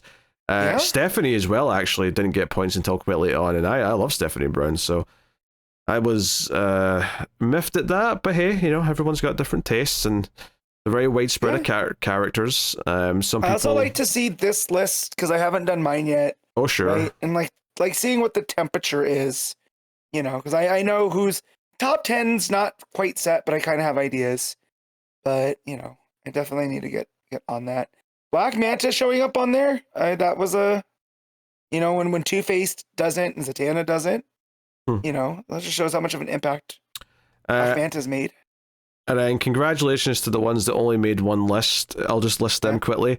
Mongol, Trinity, Talia al Ghul, Mr. Mixapitlic, Maxwell Lord, Ganthet, Harvey Bullock, Plastique, Grail, and Hunter Zolomon.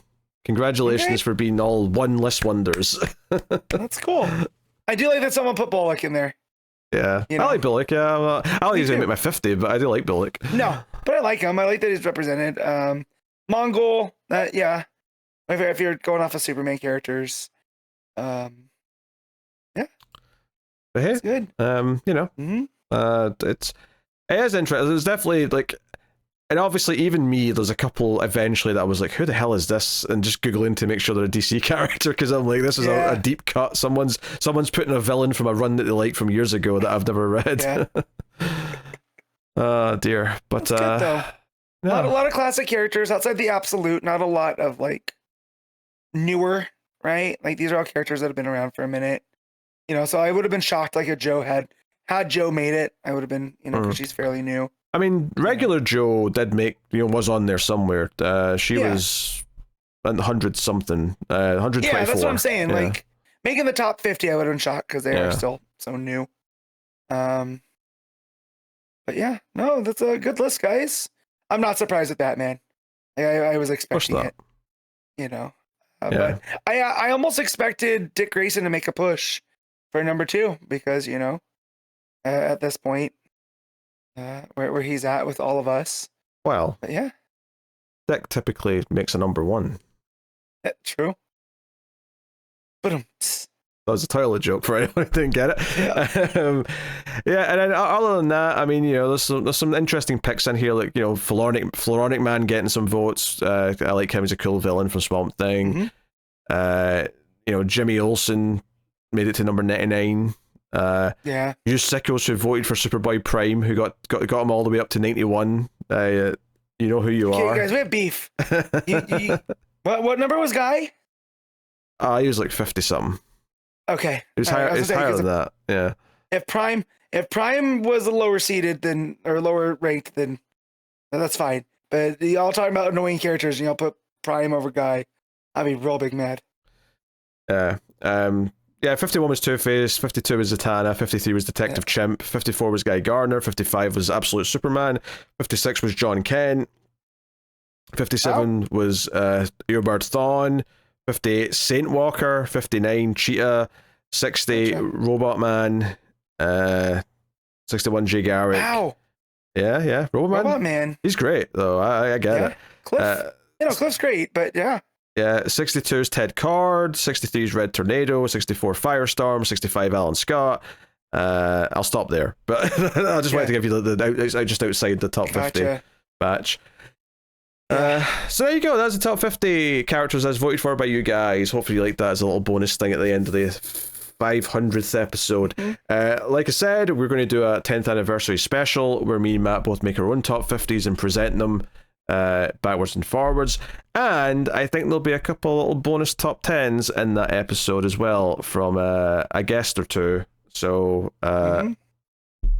look forward to that. But that is the show. Thank you very much for joining us. Thanks to everyone who's been sticking around for, whether you've been here since episode 492 or episode 1 or anything in between.